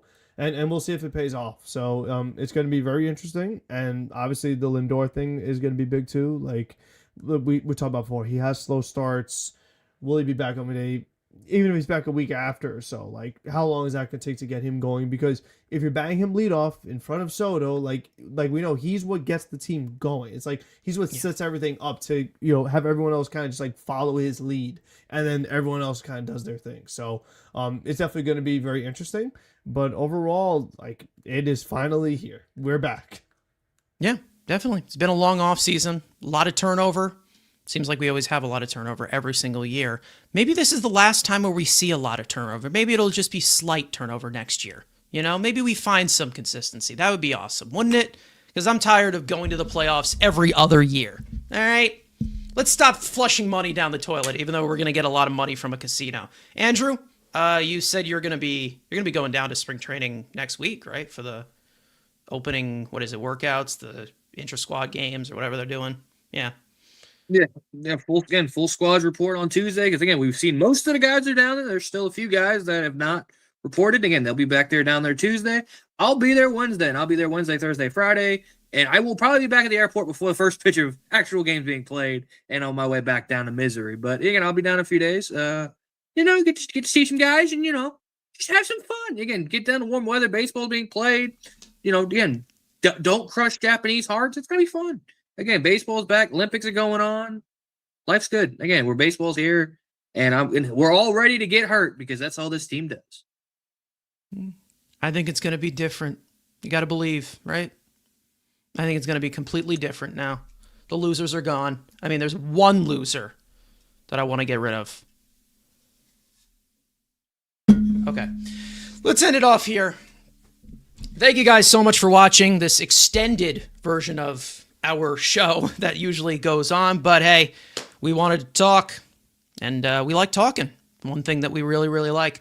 Either way, thank you guys so much for watching. Hope you guys enjoyed the conversation. For those of you watching or listening on playback, you want to join the conversation live in the future, make sure to subscribe to the Mets Weekly YouTube channel. Turn on those post notifications to know when we go live.